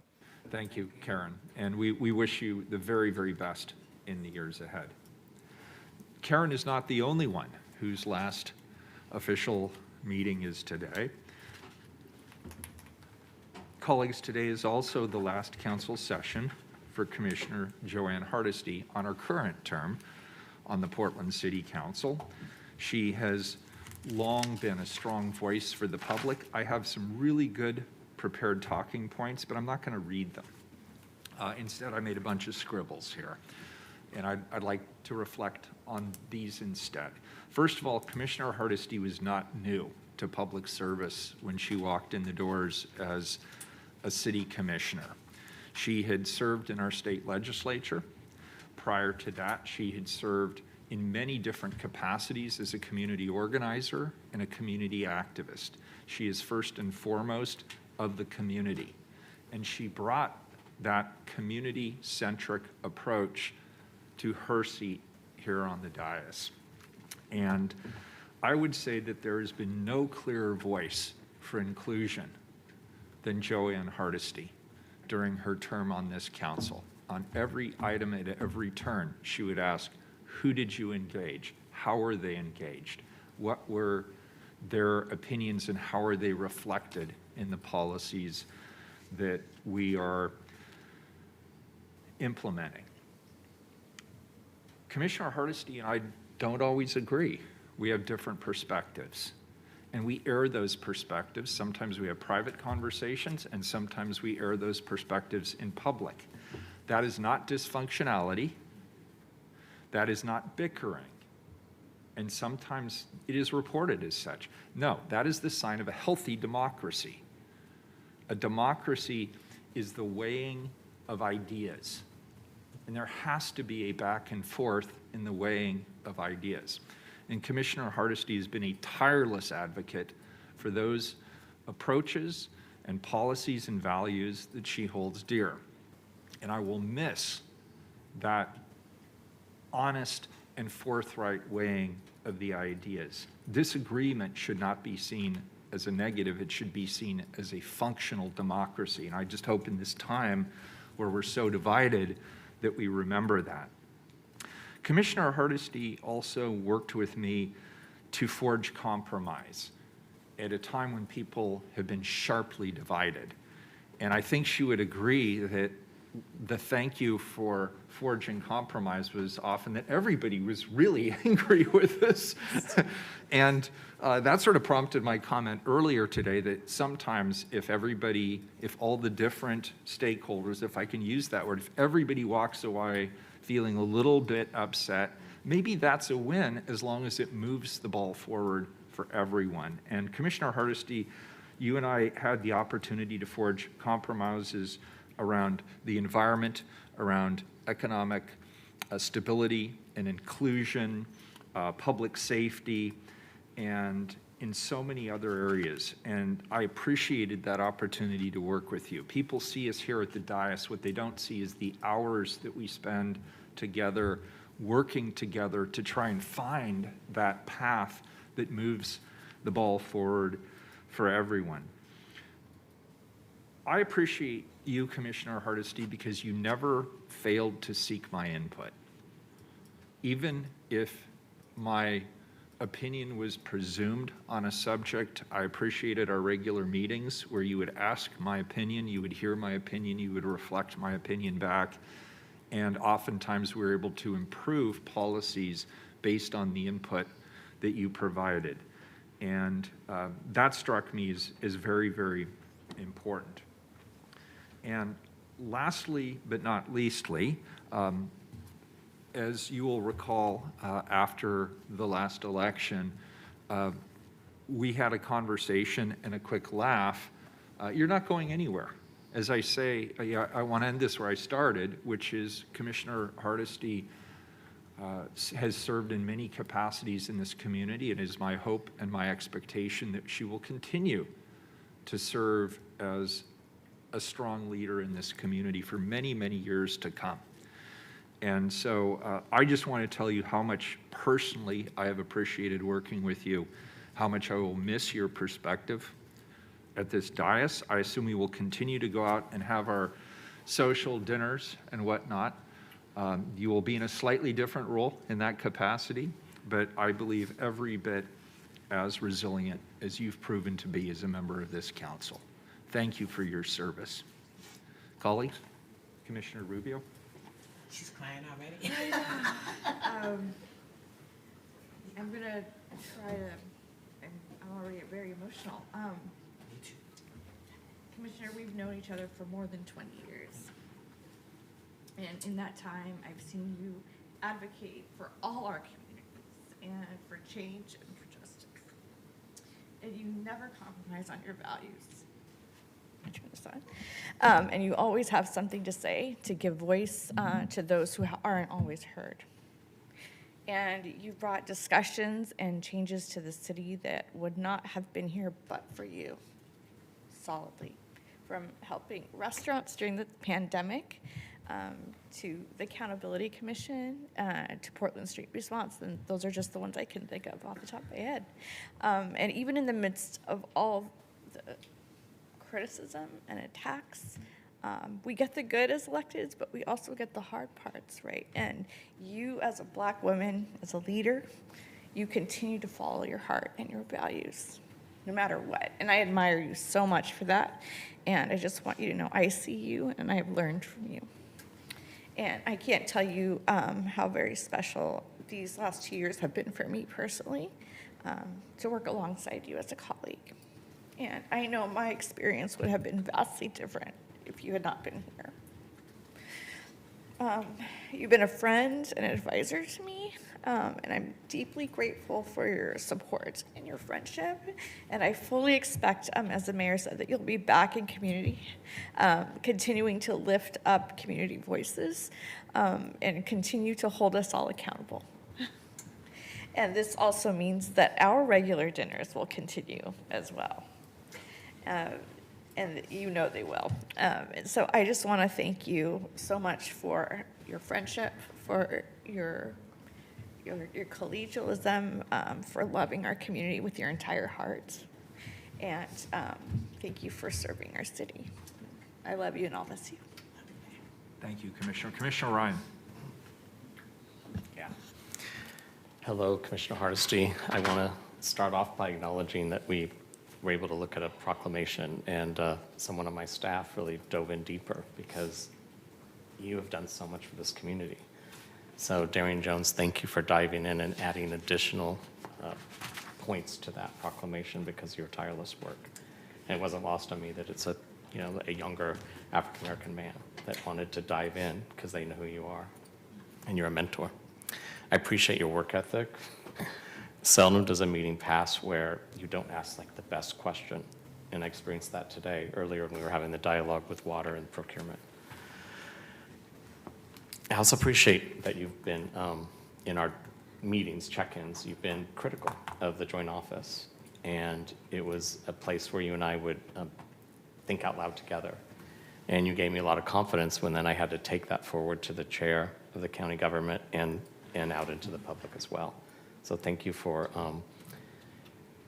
never being as predictable as people might think. When you see something that's unjust and you let your opinion be known, and I've always appreciated that about you. And as a lifelong Democrat, I've really appreciated your relationships with leaders in the Democratic Party at the federal level, the state level. You have so much respect, and it's one reason why we've been able to leverage a lot of resources in the 2 years that I've been here is because of your relationships with the Democratic leaders at the federal and state level. Clearly your work in Salem in the 90s, which is the first time I met you, people in the LGBTQ community were always singing your praises. And personally, I know when we had the World AIDS Day acknowledgement this year, I really missed you because you see me as a 39-year survivor in ways that others can't because of your relationships with that community as well. So I will end with just saying that what I'll miss most of all is our dinners. We actually had some really good dinners. I really appreciated the mayor's point. We'd often have, I'm sure we both noticed, we didn't talk about it, people kind of would murmur when the two of us would walk into a restaurant and stare at us like, what are they talking about? And we always ended up landing in really good places. And I know your mother, Rose, is so proud of you. And I will miss you as well. Thank you for your service. Thank you, Commissioner Ryan. Commissioner Mapps. Yes. Commissioner Hardesty, I just want to take a moment to thank you for your service to our country, our state, and our city. And let me take a minute to elaborate on this. First, Commissioner Hardesty, thank you for your service to our country. For those of you who do not know Commissioner Hardesty well, she was a petty officer, third class, on board the USS Gompers, which makes her one of the first women to serve on board a Navy ship. And Commissioner Hardesty, thank you for your service to our state. For those of you who do not know Commissioner Hardesty well, in 1994, Commissioner Hardesty was elected to the Oregon House of Representatives, which made her the 5th African American elected to the Oregon State Legislature. And Commissioner Hardesty, thank you for your service to our city. As we all know, in 2018, Commissioner Hardesty was elected to this council, which made her the first woman of color to serve on Portland City Council. Now, from that impressive resume, we are reminded that Commissioner Hardesty is a true Portland trailblazer. Few Oregonians have broken more glass ceilings than she has, which is why I'm glad to have this opportunity to thank Commissioner Hardesty for her service to our community. Thank you, Commissioner Hardesty. And it goes without saying, I see a number of members of Commissioner Hardesty's staff here. We appreciate your service to this community, to this city. We've appreciated the opportunities to work together and collaborate, and I'm glad to see a lot of council staffs here today to not only wish Commissioner Hardesty well, but to wish her entire team well. If I may, before you read the proclamation. Absolutely, you may. I forgot to mention, we also have the same weird sense of humor. I will miss that because you're the only person who laughs at my jokes, and sometimes I'm the only one who gets yours. So, This is true. First, let me thank you, colleagues, for all those kind words. What the mayor didn't say is that prior to me being elected, I was in his office monthly when he got elected mayor, and we had lively conversations then as well. I want to say what a pleasure it was at the height of COVID to know that I had a strong leader and partner in Mayor Wheeler. There are things that we accomplished that people will never know just how hard it was during that time to do good things that were right for the people of Portland. I will never forget that partnership, Mayor, because you and I both walked in our first meeting about recovery, saying we have to center businesses of color, we have to center women-owned businesses, and that will be our priority. And without that leadership, Mayor, we would not have been able to help so many small businesses survive. But that wasn't the only time. The mayor and I did a couple of meetings early in my administration to ask the public what they wanted to see in the new police contract. That was revolutionary. That had never happened before. Both of those meetings were standing room only. Both of those meetings had people who had never actually been in the same room together. But both of those meetings gave the mayor and I the guidelines to start the conversation with the council and the police union about what the community wanted in that contract. Again, I came in committed to changing policing. I came in committed to making sure that we were holding ourselves accountable to making sure that minorities and women benefited from the riches the city of Portland had. And I came in committed to making sure that the people knew that this is the people's house, and they have a right to be here, and they have a right to have their voice heard, and they have a right to have a government that is responsive to them. I also wrote things down because, especially when you do the last thing, you're going to always forget something, and you're going to walk out and be really annoyed. But I want to start with my staff. Matt McNally, Doug Bradley, I have the list, Lynn Martin, Andre Miller, and Quinn Sinclair. Quinn Sinclair is my newest staff person. And let me say that none of what was accomplished by my office would have been possible without the incredible staff that I have. I hired people who are smarter than me. I hired people that would actually carry my message forward. And I hired people, and all of you know this, that refused to take no as an answer. I am so proud of the staff that I've had in my 4 years here, and all of them are going to go off and do great things, and most of them already know where they're going to go. But I also want to take a moment and thank staff that left. I want to thank Carly Edwards. I want to thank Kristen Johnson.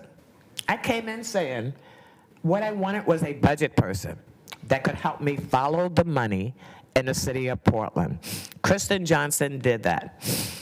Angelita Morello was a brand new graduate, and now she's off doing policy work at the state legislature level.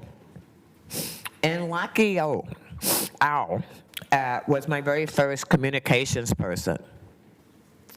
If you'd ever told me that a white dude could actually express my voice so articulately as Matt McNally has done over the last 2.5 years, I would have said no way.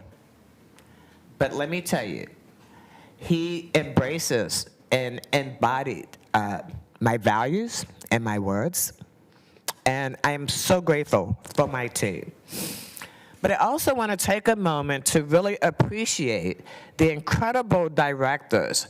We have incredible employees at the City of Portland.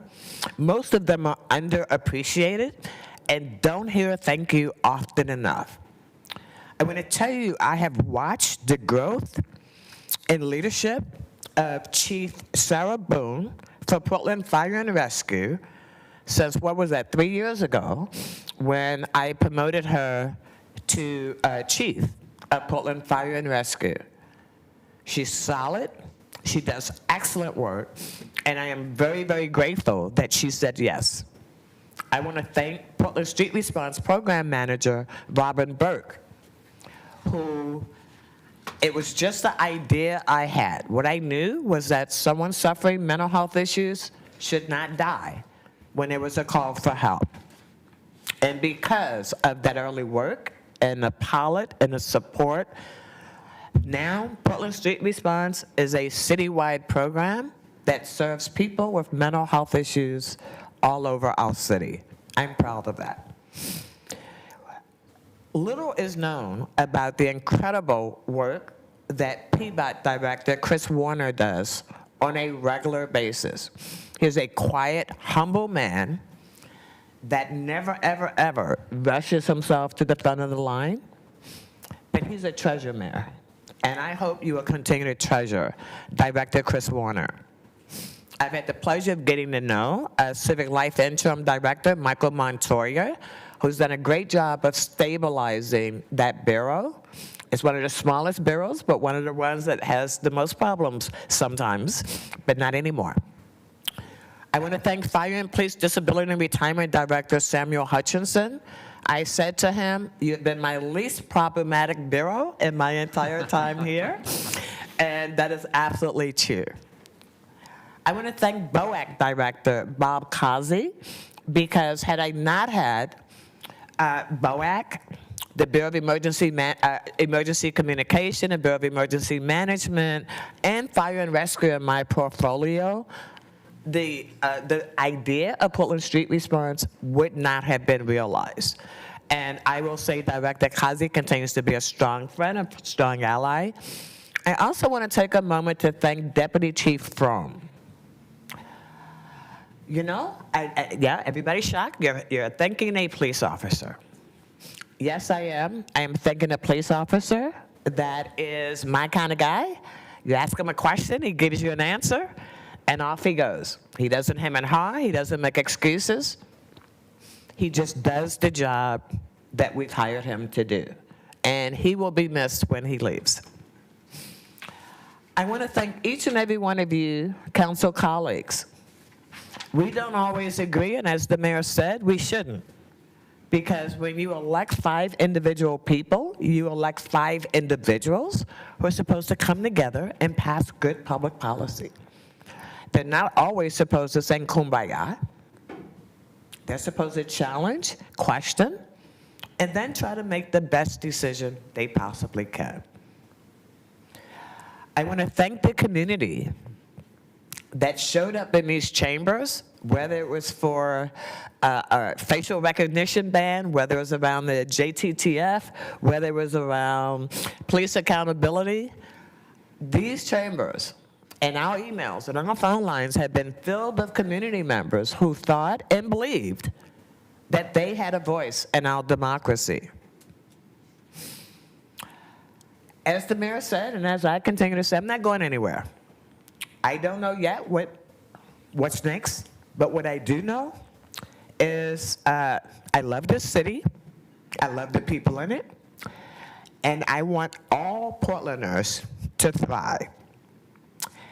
These 4 years have been challenging. They have been overwhelming sometimes. But what they've never been is lacking love, respect, and appreciation for all the incredible employees who work for the city of Portland, all the community members who show up expecting to be heard. I'm proud of my time here. I'm proud of what we've accomplished, and I look forward to working with all of you to get to what's next. Thank you, Mayor. Thank you. I will turn the podium back to you. Thank you, Commissioner Hardesty. Colleagues, it's now my pleasure to read a proclamation on behalf of the entire City Council, and I want to thank the many, many people who contributed to this. Whereas Commissioner Joanne Hardesty was first elected to the Portland City Council in November of 2018 and sworn into office on January 2nd, 2019. And whereas Commissioner Hardesty is the first Black woman and first woman of color to serve on the City Council in Portland's 171-year history.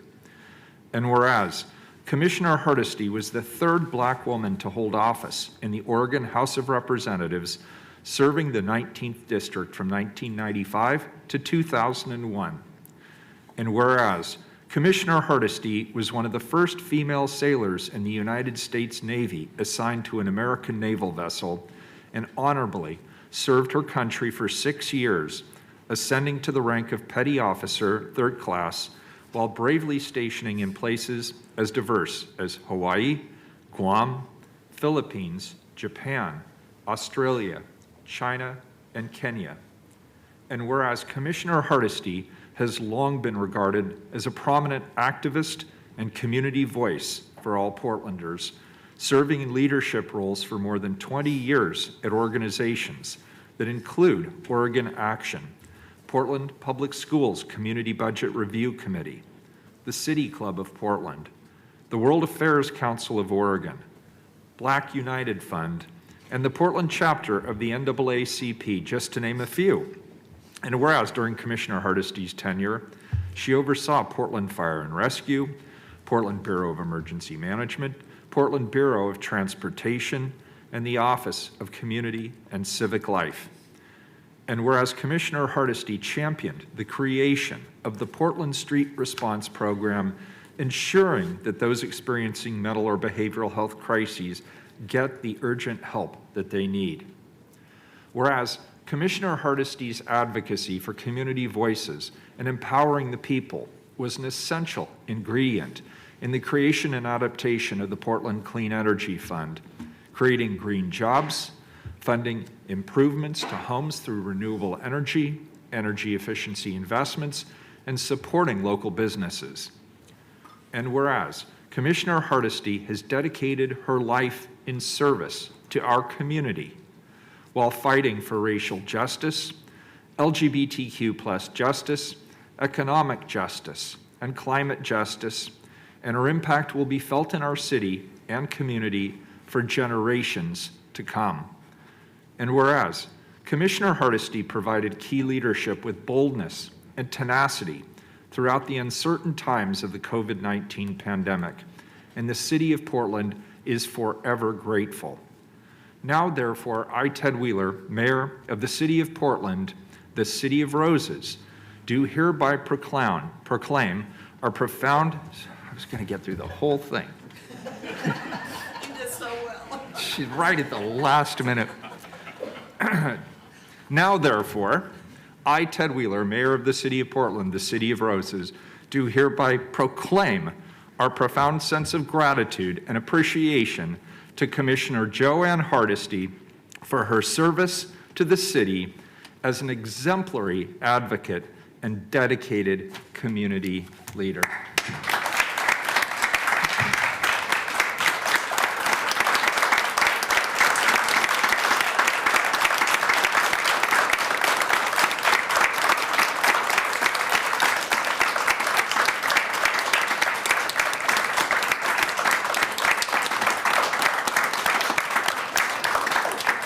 So I will adjourn us, but I'm wondering if the city council could convene up here. We'll take some photos, and there's something I also want to give you. We are adjourned.